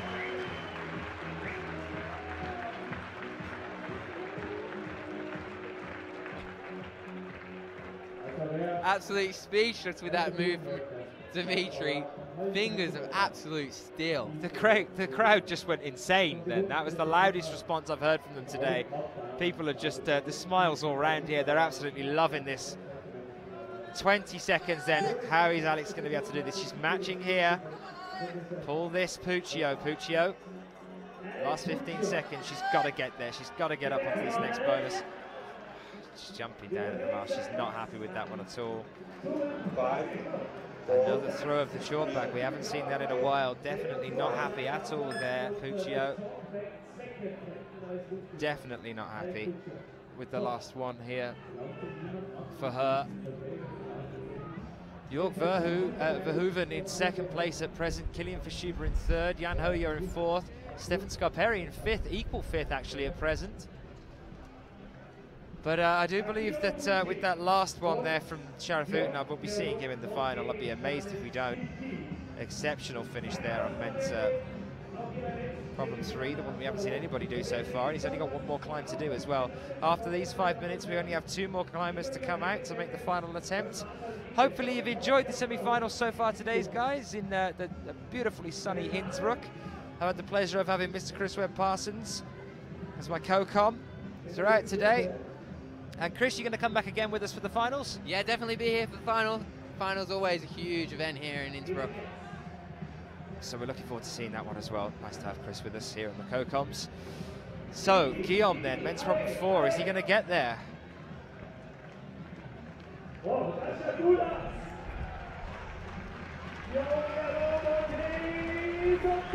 Guillaume Monday. 2 times gold medalist, one at Barcelona, one at Log Dragonmare in 2011. But since then, only silvers for Guillaume. Can he make a change of it as we move through here? So it's just Akio here now. Guillaume finished up, 3 minutes 20 left for Akio Noguchi to try and make something of this one here. Her last boulder of the day. Noguchi, 3 times gold medalist last year. She made the finals at the World Championships. She only missed out on the finals twice last year. So far this year, she hasn't missed a final yet. 2 4th places, 1 bronze medal and 1 silver medal so far for Akio Noguchi. Born in Ibaraki, lives in Ryogashi-shi. Anyone joining us from Japan, do give us a shout out. Let us know you're watching to support these athletes. They are definitely amongst the top of our tower of athletes here. The Japanese never fail to disappoint, never fail to amaze as they come out into this competition all around the world.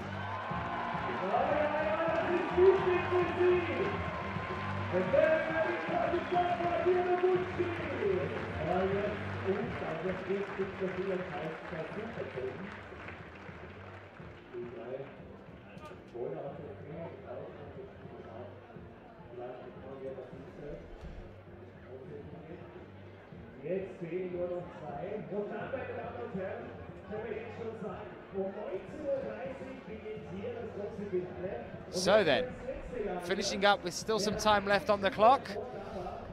All of our athletes off the wall at present. Huge crowd gathered here in the square. We get ready to move towards our last 2 athletes out to come and join us here. It'll be Anna Storr and Dmitry Sharafutinov, who just provided that exceptional finish there. Kind of overshadowed Anna Storr's top that was incredible as well.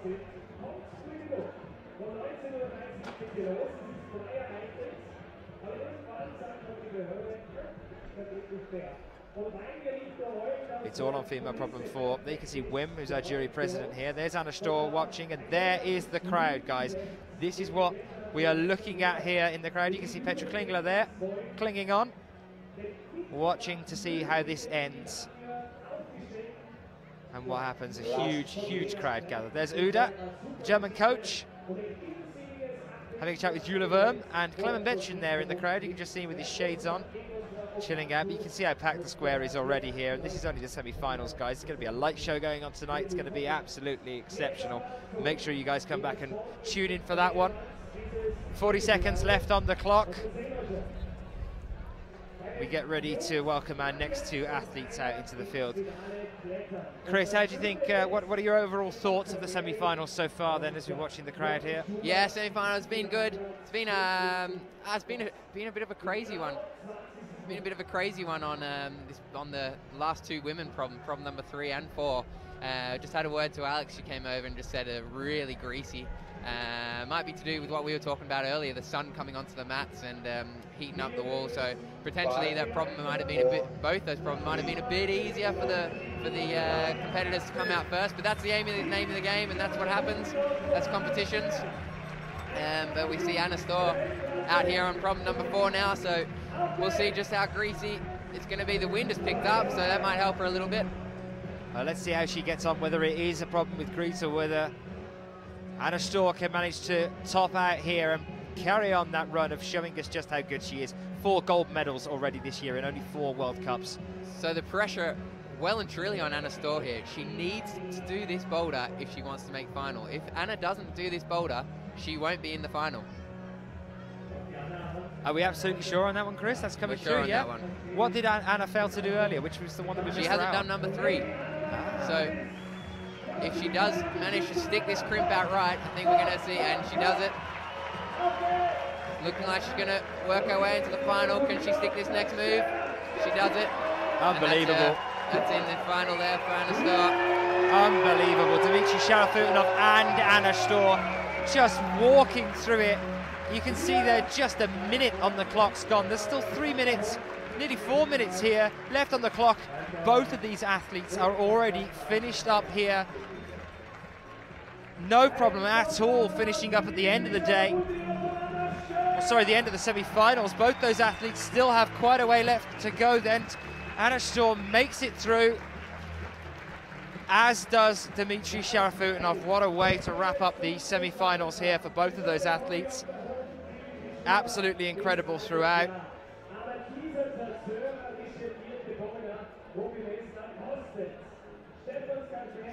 So Dan, just going to get some interviews. Unbelievable finish. You should see some of the results coming through onto the website now for you.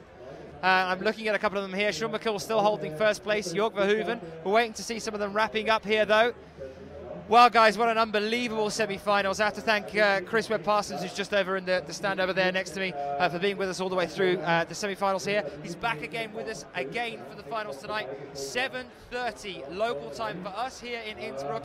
Get the word out, put it on Facebook, put it on Twitter, and get liking that Facebook page as well. We'll see you again at around 7:30 to kick things off, probably a little bit before then. I've been Daniel Finn. Thank you for being with us. We'll see you later on today. Bye-bye.